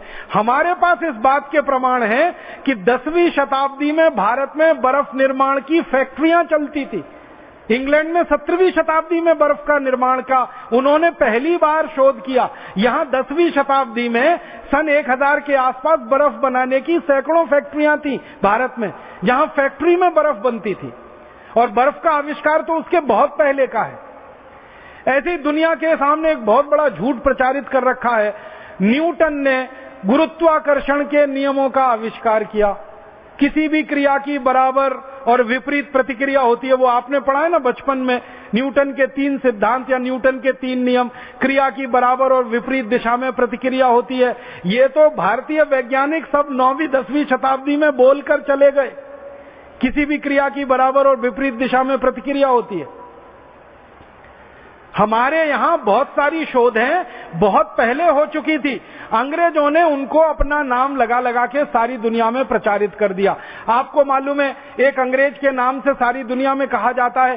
टेलीफोन का आविष्कार ग्राहम बेल ने किया। टेलीफोन का आविष्कार भारतीय वैज्ञानिक प्रोफेसर जगदीश चंद्र बसु का है। वो अंग्रेज ग्राहम बेल अपने नाम से सारी दुनिया में छपा लिया उसको। यूरोप के और अंग्रेजों के नाम ये कहा जाता है कि पौधों में जीवन है, पौधे हंसते हैं, पौधे बोलते हैं, पौधे रोते हैं, पौधे मुस्कुराते हैं। ये सबसे पहली शोध अंग्रेजों के द्वारा दुनिया में आई। ये शोध तो भारतीय वैज्ञानिकों की है और अंग्रेजों से सैकड़ों साल पहले की है। तो अंग्रेजों ने विज्ञान और तकनीकी में कोई मूल शोध नहीं किया है।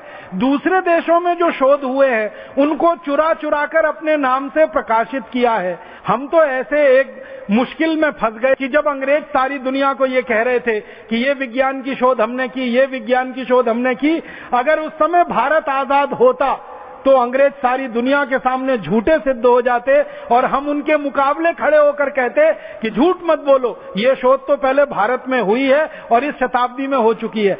ये आपको मालूम है चिकन पॉक्स एक बीमारी होती है, उसके टीके लगाने के आविष्कार के बारे में अंग्रेजों के नाम लिखा हुआ है कि टीके का आविष्कार अंग्रेजों ने किया। अंग्रेजों से 300 साल पहले इस भारत देश में चिकन पॉक्स का टीका बनता था और लगाया जाता था, उसके प्रमाण मिल चुके हैं और अब अंग्रेजों ने इसमें बोलना बंद कर दिया। इसे अंग्रेजों ने सारी दुनिया में एक झूठ फैलाया कि शल्य चिकित्सा में सबसे ज्यादा शोध हमने किया। अब उन अंग्रेजों के मुंह पर हम मार सकते हैं कि तुमने शल्य चिकित्सा में क्या किया। दुनिया की शल्य चिकित्सा में जो आधुनिकतम चिकित्सा मानी जाती है प्लास्टिक सर्जरी, वो भारत में अंग्रेजों के आने के हजारों साल पहले से चल रही थी और उसके प्रमाण खुद अंग्रेज वैज्ञानिकों ने और अंग्रेज शल्य चिकित्सकों ने लिखे हैं अपनी पुस्तकों में। अब हमारी मुश्किल क्या है कि हम सारी दुनिया को अमेरिका और इंग्लैंड मानते हैं और ये 2 देश हैं पूरी दुनिया में। इसके अलावा 198 और भी देश हैं पूरी दुनिया में। अब चूंकि अमेरिका, इंग्लैंड, कनाडा, ऑस्ट्रेलिया जैसे 3-4 देशों में अंग्रेजी है तो हमारी दुनिया भी इन्हीं देशों तक सीमित हो गई है। हमारे लिए 7 समंदर पार माने इंग्लैंड, हमारे लिए 7 समंदर पार माने अमेरिका। 7 समंदर पार तो 198 देश हैं, ये इंग्लैंड और अमेरिका तो 2 हैं। तो चूंकि 2 देशों तक हमारी दृष्टि सीमित है इसलिए हमको दिखाई देता है कि जो भी कुछ विदेशी नाम है वो सब अंग्रेज है। अंग्रेज नाम तो बहुत कम मिलेंगे दुनिया में। अगर आप बहादुरी में देखेंगे, जिन्होंने बहादुरी से सेनाओं के नेतृत्व करके दुनिया के देशों को जीता है, ऐसे लोगों की सूची बनाएंगे तो अंग्रेजों का नाम उसमें बिल्कुल नीचे फिसड्डी है। मैं आपको एक रहस्य की बात बताना चाहता हूं जो थोड़े दिन पहले पता चली कि इंग्लैंड की तरफ से जितने बहादुर सेनापति दूसरे देशों को जीतने के लिए निकले उनमें से एक भी इंग्लिश नहीं था, सब स्कॉटिश थे। सारे के सारे स्कॉटिश थे। और स्कॉटलैंड एक अलग देश है, जिनकी अलग भाषा है, जिनकी अलग भूषा है, जिनका अलग पूरा का पूरा साहित्य है, जिनकी मुद्रा अलग है, जिनके कानून अलग हैं, जिनका संविधान अलग है। स्कॉटलैंड बिल्कुल इंग्लैंड से अलग देश है। और स्कॉटलैंड के जो निवासी थे वो चूंकि अंग्रेजों के गुलाम हो गए थे इसलिए अंग्रेज जहां भी मरने के लिए भेजते थे स्कॉटिश लोगों को भेज दिया करते थे, ये खुद नहीं जाते थे कभी युद्ध में। इसलिए दुनिया में जितने अंग्रेजों के नाम पर बड़े नाम लिए जाते हैं सेनापतियों के, वो सब स्कॉटिश हैं और दूसरे नंबर पर आयरिश हैं। इंग्लिश तो बहुत कम है। मैं आपको एक रोचक बात बताना चाहता हूं। भारत में 84 गवर्नर जनरल आए अंग्रेजों की तरफ से राज करने के लिए। पहला आया रॉबर्ट क्लाइव। आपको मालूम है ये रॉबर्ट क्लाइव स्कॉटिश था, ये इंग्लिश नहीं था। और आखिरी आया वो भी अंग्रेज नहीं था, वो आयरिश था। माउंटबेटन का नाम हमने सुना? भारत का आखिरी गवर्नर जनरल माउंटबेटन। और भारत में पहला अंग्रेज सेनापति रॉबर्ट क्लाइव स्कॉटिश था और माउंटबेटन आयरिश था। तो स्कॉटिश और आयरिश जैसे 84 बड़े अधिकारी यहां आए। हम दुर्भाग्य से उन सबको अंग्रेज मान के बैठे हैं, वो अंग्रेज नहीं थे। आयरिश अलग कौम है, इंग्लिश अलग कौम है, स्कॉटिश अलग कौम है, इंग्लिश अलग कौम है। दुनिया के सारे महान सेनापतियों के नाम गिनो। गैरीबॉल्डी, वो अंग्रेज नहीं था। नेपोलियन, वो अंग्रेज नहीं था। बिस्मार्क, वो अंग्रेज नहीं था। चार्ल्स द गॉल, वो अंग्रेज नहीं था। रॉबर्ट क्लाइव, वो अंग्रेज नहीं था। दुनिया भर में जिन लोगों ने ख्याति पाई अपने सेनापति होने के नाम पर, सेना का नेतृत्व करने के नाम पर, एक भी उनमें से अंग्रेज नहीं है। अपवाद के लिए एक दो को छोड़ दिया जाए तो आप बोलिए अंग्रेजों को कैसे हम कह सकते हैं कि दुनिया में अच्छे लोगों में गिने जाते हैं। और भारत में एक बहुत बड़ी गलतफहमी हुई इस अंग्रेजी भाषा में। वो गलतफहमी पता है क्या हुई है? हमारी भाषा जो अंग्रेजी हो गई, राष्ट्रभाषा जैसी अंग्रेजी हो गई, हर जगह अंग्रेजी है, तो हमारी सेना में भी अंग्रेजी है। अब सेना में अंग्रेजी होने का सबसे बड़ा नुकसान हमारे देश को ये हो रहा है कि भारत में जो वीर जातियां हैं, जो बहुत बहादुरी से युद्ध लड़ सकती हैं, वो अंग्रेजी जानती नहीं है। और जो लल्लू चप्पू किस्म के लोग हैं, जो वीरता में बिल्कुल शून्य हैं, सिर्फ अंग्रेजी जानते हैं, वो बड़े बड़े अधिकारी बन के बैठे हैं। इसलिए हम युद्ध हार गए चीन का 1962 में। ये अंग्रेजी भाषा की सबसे बड़ी कमनसीबी। अब मैं अंत में आपसे कुछ बात कहना चाहता हूं, बहुत गहरी। भारत के लोगों ने और सारी दुनिया के लोगों ने जो अंग्रेजी के समर्थक है ना और अंग्रेजी के विरोधी पूरी दुनिया में, एक बहुत बड़ा झूठ अभी प्रचारित करना शुरू किया है। और वो झूठ प्रचारित क्या करना शुरू किया है? जैसे ही हम अंग्रेजी भाषा का विरोध करते हैं तो भारत में कुछ लोग कह देते हैं ये अंग्रेजी भाषा का विरोध माने ईसाइयों का विरोध कर रहे हैं, और ईसाइयों के समाज से अंग्रेजी को जोड़ना शुरू कर देते हैं। हमारे देश में ये संयोग की बात है कि ज्यादातर अंग्रेजी स्कूल ईसाई संस्थाओं के हाथ में है। ज्यादातर कॉन्वेंट और पब्लिक स्कूल ईसाई संस्थाओं के हाथ में है। तो जब हम अंग्रेजी का विरोध करते हैं तो ये ईसाई संस्थाएं समझती हैं ये हमारा विरोध कर रहे हैं। मैं सभी ईसाई संस्थाओं को विनम्रता पूर्वक एक बात कहना चाहता हूं और सारे देश का ध्यान इस बात की तरफ आकर्षित करना चाहता हूं कि परम पूजनीय ईसा मसीह की भाषा अंग्रेजी नहीं थी। ईसा मसीह ने पूरी दुनिया में घूम घूम कर जो संदेश दिए हैं, जो व्याख्यान किए हैं और जो कुछ उन्होंने लिखा है, जो कुछ बोला है, वो अंग्रेजी में नहीं है, वो एक दूसरी भाषा में है। उस भाषा का नाम है अरमैक। अरमैक नाम की एक भाषा चला करती थी ये इलाके में जहां इस समय इजराइल है, जहां इस समय फिलिस्तीन है। इजराइल है, फिलिस्तीन है, इस क्षेत्र में एक भाषा चला करती थी आज से कुछ वर्ष पहले तक, लगभग 2000 वर्ष पहले तक। उस भाषा का नाम है अरमैक और उसकी अपनी लिपि थी। और अरमैक लिपि को अगर आप समझना चाहें तो वो बिल्कुल वैसी ही थी जैसे बांग्ला लिपि है। हम बांग्ला लिखते हैं ना, बांग्ला, आसामी लिखते हैं, बिल्कुल इसी लिपि में अरमैक लिखी जाती थी। और अरमैक के बहुत सारे शब्द हिंदी में मिलते हैं। हो सकता है हिंदी में से बहुत सारे शब्द अरमैक में गए हों, क्योंकि हिंदी का इतिहास तो अरमैक से बहुत पुराना है। तो अरमैक भाषा में बोलते थे ईसा मसीह और अरमैक भाषा में लिखे गए उनके सारे व्याख्यान। और आपको यह भी जानकारी देना चाहता हूं कि दुनिया की सबसे पहली बाइबल लिखी गई वो भी अरमैक में लिखी गई। अंग्रेजी में बाद में उसका भाषांतर हुआ। तो दुनिया भर के ईसा मसीह को मानने वाले जो भी उनके फॉलोअर्स हैं उनको मैं निवेदन करना चाहता हूं कि अंग्रेजी ईसा मसीह की भाषा नहीं थी, अंग्रेजी बाइबल की भाषा कभी नहीं रही। ईसा मसीह के सारे व्याख्यान अरमैक में हुए, सब कुछ उन्होंने साहित्य अरमैक में लिखा है। इसलिए वो अपने आप को इस बात से जोड़कर ना देखें कि अंग्रेजी भाषा का विरोध ईसाइयों का विरोध है, ये बिल्कुल नहीं है। मैं तो दूसरी बात कहना चाहता हूं कि जब अंग्रेजी विकसित हुई तो उसने अरमैक भाषा को खत्म कर दिया, नेस्तनाबूद कर दिया। अंग्रेजी भाषा ने दुनिया की सैकड़ों सैकड़ों छोटी भाषाओं को खत्म किया है, उसमें से अरमैक भाषा को खत्म किया गया जिसमें मूल रूप से बाइबल लिखी गई सबसे पहले। और एक गहरी बात कहना चाहता हूं, दुनिया के सारे बड़े ग्रंथ जिन्होंने व्यवस्थाएं बदली हैं, जिन्होंने व्यवस्थाओं को नया बनाया है, जिन्होंने सारी दुनिया का इतिहास नया लिखा है, ऐसे सभी ग्रंथ अंग्रेजी भाषा में नहीं लिखे गए हैं। जैसे उदाहरण के लिए कुरान जो है ना वो अंग्रेजी में नहीं है, बाइबल जो है वो अंग्रेजी में नहीं है। दुनिया में यहूदी धर्म है, उसकी एक पवित्र पुस्तक है जिसको जिंदावस्था कहते हैं, वो हिब्रू में लिखी हुई है, वो अंग्रेजी में नहीं है, क्योंकि यहूदियों की मातृभाषा हिब्रू है, अंग्रेजी नहीं है। और इजराइल जो देश बना है वो हिब्रू मातृभाषा को अपनाकर नया देश बना है। तो कुरान अंग्रेजी में नहीं, जिंदावस्था अंग्रेजी में नहीं, बाइबल अंग्रेजी में नहीं। और हम भारत के वेदों की बात करें तो कोई वेद अंग्रेजी में नहीं। ऋग्वेद है, अथर्ववेद है, यजुर्वेद है, सामवेद है, सब संस्कृत में है। उपनिषद सारे संस्कृत में है। माने जिन शास्त्रों ने, जिन ग्रंथों ने दुनिया को बदला है, दुनिया की व्यवस्थाओं को बदला है, क्रांतियां की हैं जिन शास्त्रों ने और ग्रंथों ने, एक भी ग्रंथ पूरी दुनिया में अंग्रेजी का नहीं लिखा हुआ है। आप सोचो कितनी गरीब भाषा है ये अंग्रेजी। हमारे देश के बारे में और दुनिया के देशों के बारे में एक और सच्चाई मुझे कहनी है, वो ये कि भारत को छोड़कर दुनिया में ऐसा एक भी देश नहीं है जहां विदेशी भाषा का अखबार छपता हो।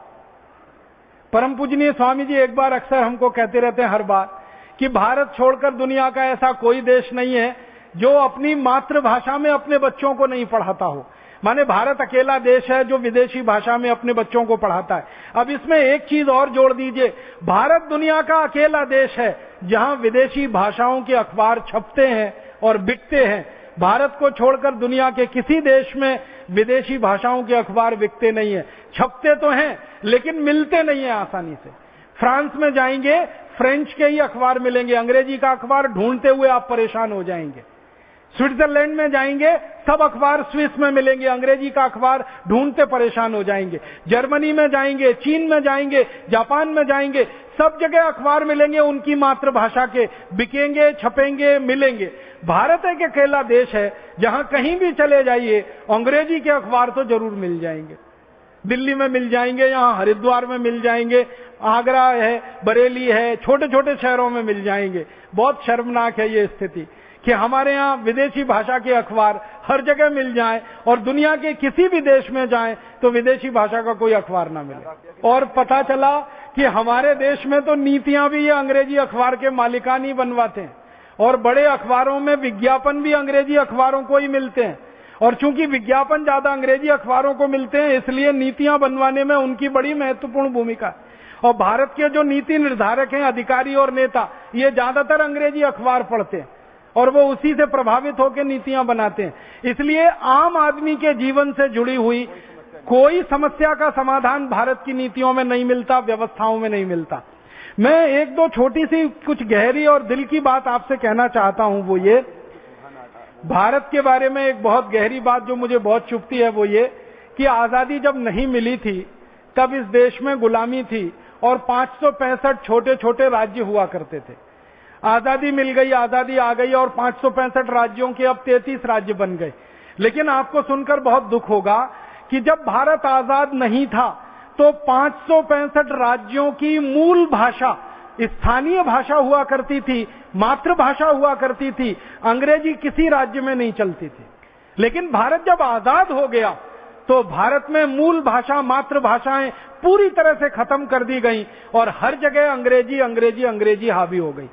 भारत में अंग्रेजों के जमाने में जो कलेक्टर हुआ करता था उसको एक निर्देश होता था कि वो स्थानीय भाषा को जब तक सीखेगा नहीं उसको किसी भी पद पर रखा नहीं जाएगा। अब आजादी के बाद जो कलेक्टर होता है इस देश में उसको ये निर्देश होता है कि स्थानीय भाषा जानो या ना जानो, अंग्रेजी आनी चाहिए तभी तुमको नियुक्ति मिलेगी, नहीं तो नियुक्ति नहीं मिलेगी। माने ये दो बातों को अगर हम समझें गहराई से तो ये कि हम गुलामी के दिनों में भाषा के स्तर पर ज्यादा आजाद थे बनिस्बत आजादी के दिनों में भाषा के स्तर पर ज्यादा गुलाम हैं हम। जब हमारे राजकाज की पूरी भाषा अंग्रेजी हो गई है, राजकाज के व्यवहार की पूरी भाषा अंग्रेजी हो गई है, मुझे बहुत दुख होता है, दर्द होता है, आपको भी शायद होता होगा।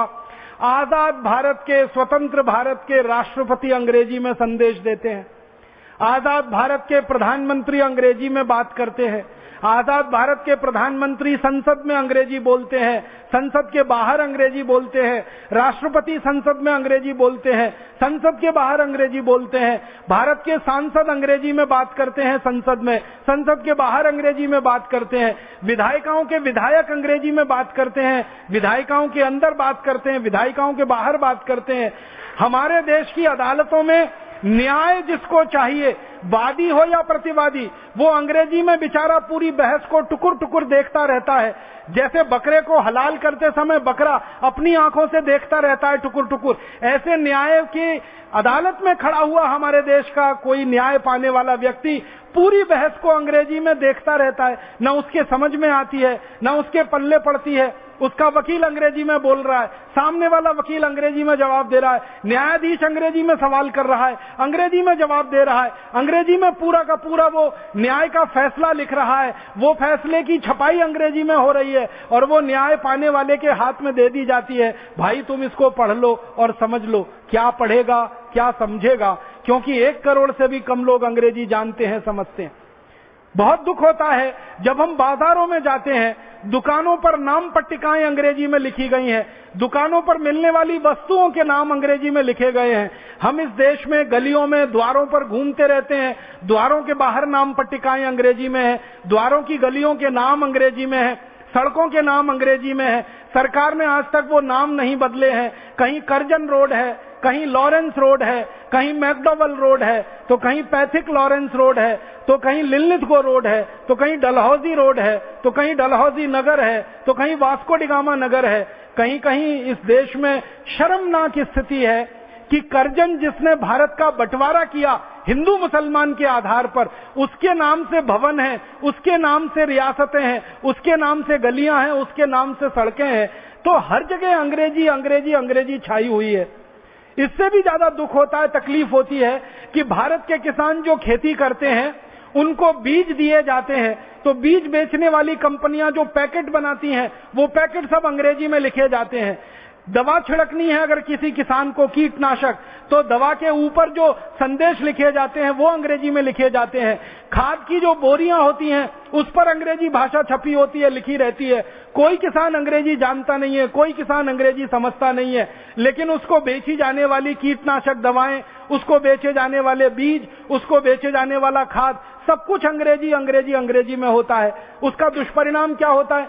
किसान को मालूम नहीं है कि अंग्रेजी में किसी दवा के लिए लिखा गया है कि इस दवा को थोड़ी ही मात्रा में लेना है। किसान कई बार ज्यादा मात्रा में लेता है, वो खुद मरता है, दूसरों को भी मारने का कारण बन जाता है।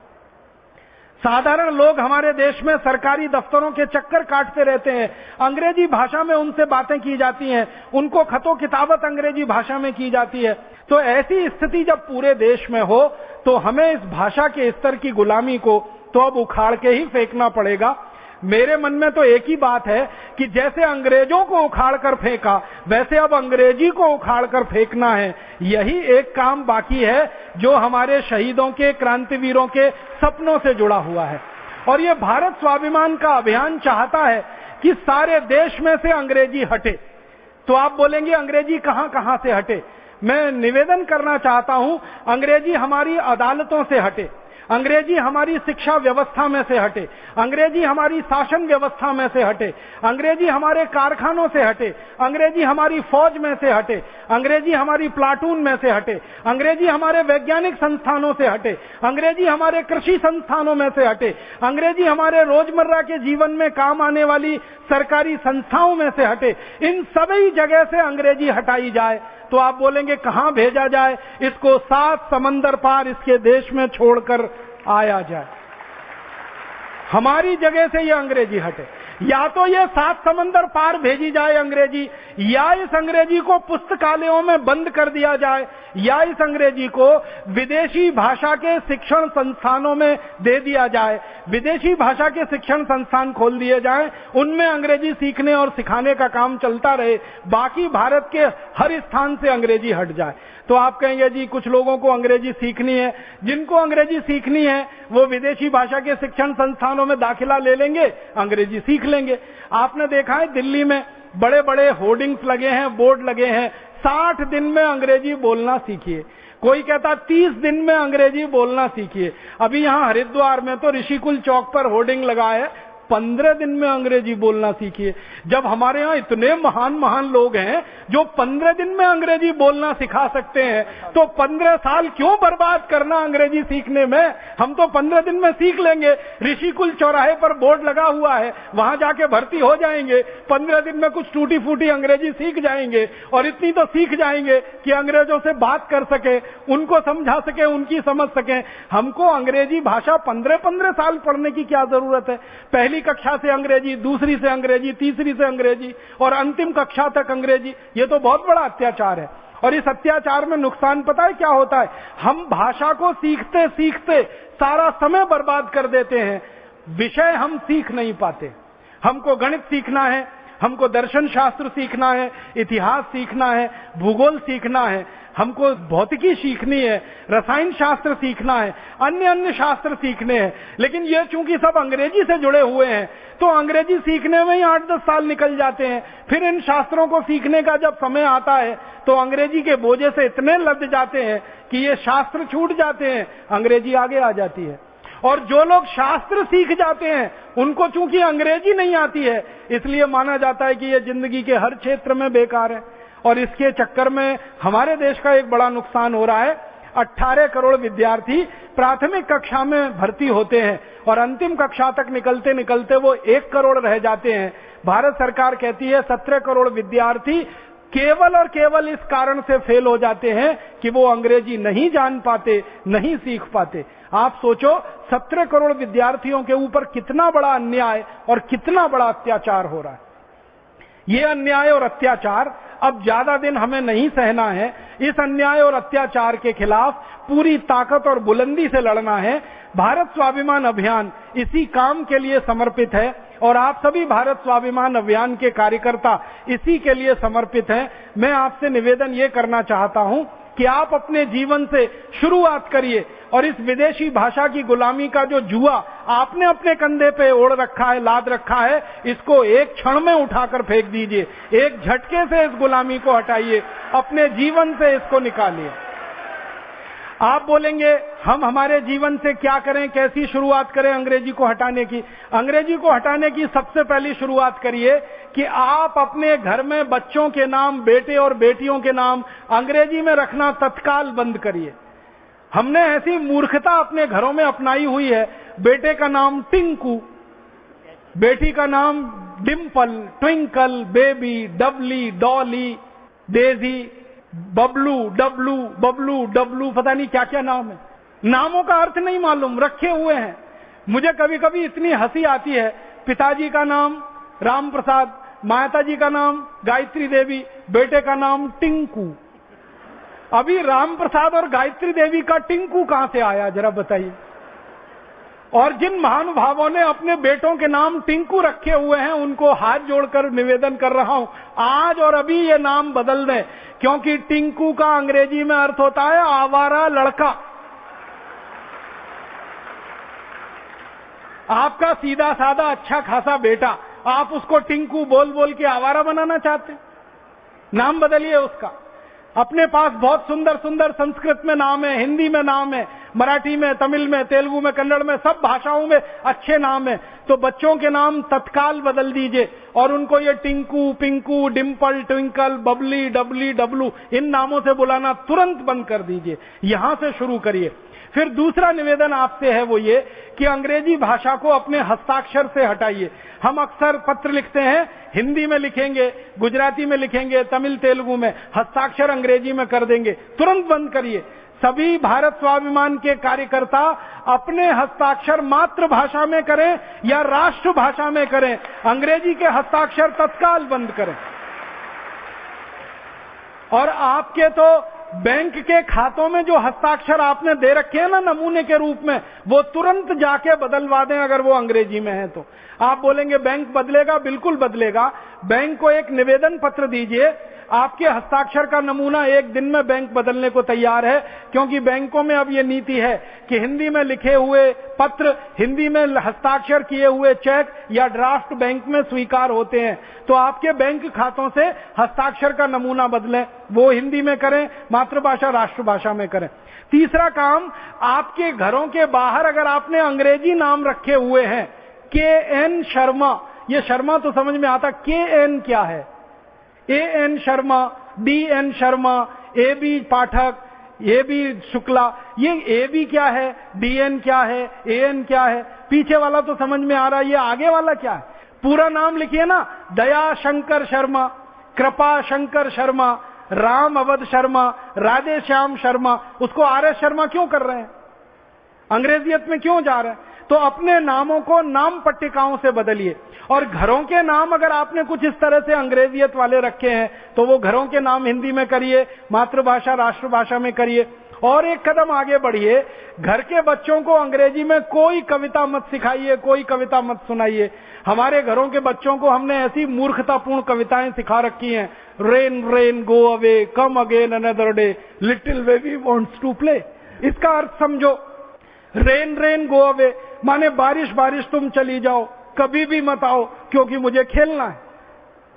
अब हर बच्चा यही बोल रहा है, बारिश बारिश तुम चली जाओ, कभी भी मत आओ, मुझे खेलना है। करोड़ों बच्चे बोल रहे हैं, भगवान ने प्रार्थना सुन ली तो, बारिश को वापस बुला लिया तो बारिश तो होगी नहीं, तो अन्न तो पकेगा नहीं, तो धरती तो प्यासी रहेगी, तो हम भूखे रहेंगे, पूरे देश में अकाल पड़ेगा। इसलिए बच्चों को ये कविता मत सिखाइए, रेन रेन गो अवे। उनको दूसरी कविता सिखाइए। एक बहुत सुंदर कविता है, मराठी में है, येरे पाऊसा तुला देतो पैसा, पैसा झाला खोटा पाऊस आला मोठा। माने बारिश बारिश तुम जल्दी आओ, जोर जोर से आओ, नहीं आओगी तो मैं पैसा देने को तैयार हूं तुमको, एक बार आ जाओ। क्योंकि भारत बारिश पे ही चलता है, क्योंकि यहाँ अन्न बारिश पर ही पकता है। तो देखो कितना अंतर है। मराठी की भाषा में लिखी गई कविता देश की जमीन से जुड़ी हुई है, देश की जरूरत को बखान कर रही है, बारिश बारिश तुम जल्दी आओ। क्योंकि भारत में 60% जमीन पर अन्न पकता है, वो बारिश से ही पकता है। 40% जमीन पर सिंचाई की दूसरी व्यवस्था है। तो यहाँ तो बारिश को बुलाने वाली कविता बच्चों को सिखानी पड़ेगी, ये बारिश को भगाने वाली अंग्रेजी कविता मत सिखाइए। फालतू अंग्रेजी चीजें मत सिखाइए बच्चों को। Twinkle twinkle little star how I wonder what you are, Johnny Johnny yes papa, eating sugar no papa, open the mouth, फिर हा हा हा। ये क्या मूर्खता की अंग्रेजी की कविताएं आप सिखा रहे हैं। हिंदी की सुंदर सुंदर कविताएं, मराठी की, संस्कृत की, तमिल की, तेलुगु की, मलयालम की, ये सब सिखाइए ना बच्चों को। तो घर में बच्चों को इस तरह से बड़ा करिए, मातृभाषा की कविताएं, मातृभाषा की कहानियां। और आप ध्यान रखना, जब बच्चे को मातृभाषा की कविता आप सिखाएंगे, मातृभाषा की कहानी पढ़ाएंगे, सुनाएंगे, वो 2-3 घंटे में याद कर लेगा। अगर अंग्रेजी में वही सिखाएंगे 2-3 महीने भी याद नहीं कर पाएगा और जबरदस्ती उसको रटेगा और बार बार भूल जाएगा। फिर आप डंडा मार मार के उसको गधा बना देंगे। गधा भी बहुत अच्छा होता है, हमारे अंग्रेजी विद्यार्थी तो उससे भी गए भी थे। परम पूजनीय स्वामी जी ने एक दिन हमको चाणक्य जी को पढ़ाया, तो उसमें बताया कि गधे से भी सीखो। तो गधा भी कितना ऊंचा है, यहां तो अंग्रेजी वाले उसके भी नीचे हैं। उससे क्या सीख सकते हैं हम अंग्रेजी वाले से? गधे से भी कुछ सीख सकते हैं, कुत्ते से भी सीख सकते हैं, घोड़े से भी सीख सकते हैं, लेकिन अंग्रेजी वाले से तो वही सीख सकते हैं, rain rain go away come again another day. तो ये अंग्रेजी घर में से निकालो, जीवन में से निकालो। अंग्रेजी में कभी बातचीत मत करो, कोशिश करो कि अंग्रेजी के शब्द कम से कम आए। और अंग्रेजी बोलते समय कुछ गलती हो जाए तो शर्मिंदा मत होना कभी।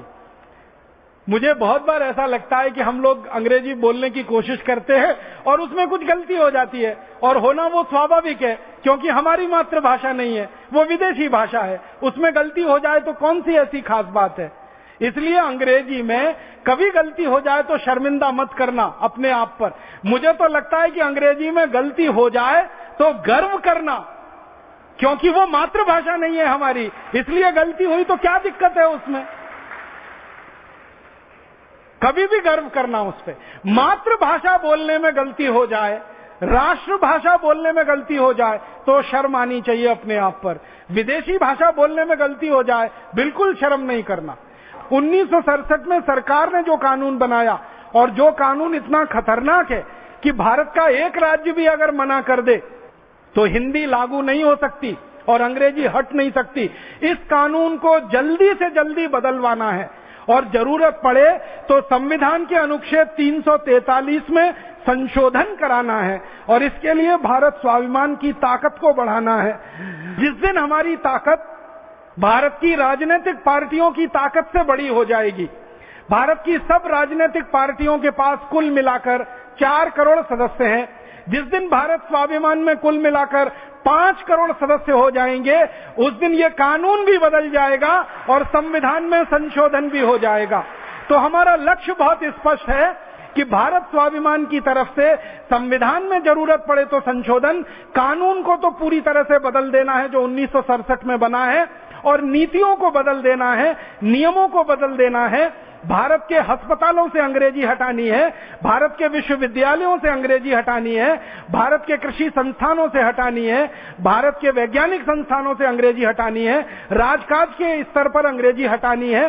जहां जहां अंग्रेजी भाषा के रूप में उपयोग हो रही है उस सब जगह से अंग्रेजी को हटाना है और इसके लिए हमारे पूरे भारत की 22 भाषाओं को बोलने वाले, जीने वाले और उसमें आचरण करने वाले लोगों की ताकत को खड़ा करना है, क्योंकि ये 22 भाषाओं के बोलने वाले नागरिकों की ताकत है जो अंग्रेजी को हटाएगी।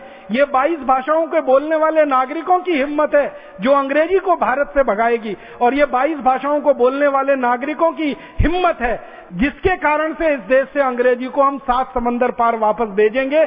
तो ये बोलकर मैं आप सभी को धन्यवाद देता हूं, आह्वान करता हूं, व्यक्तिगत जीवन से तुरंत अंग्रेजी को हटाइए, विदेशी भाषा की गुलामी को हटाइए।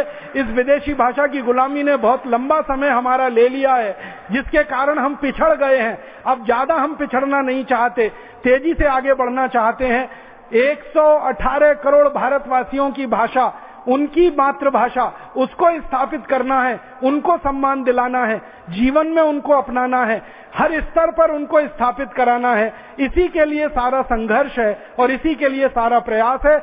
ईश्वर हमको सद्बुद्धि दे, ईश्वर हमको साहस दे, ईश्वर हमको पूरी हिम्मत दे और हम सबकी एकता बनी रहे और आगे ये बढ़ती रहे और हम इस उद्देश्य में सफल हो पाए।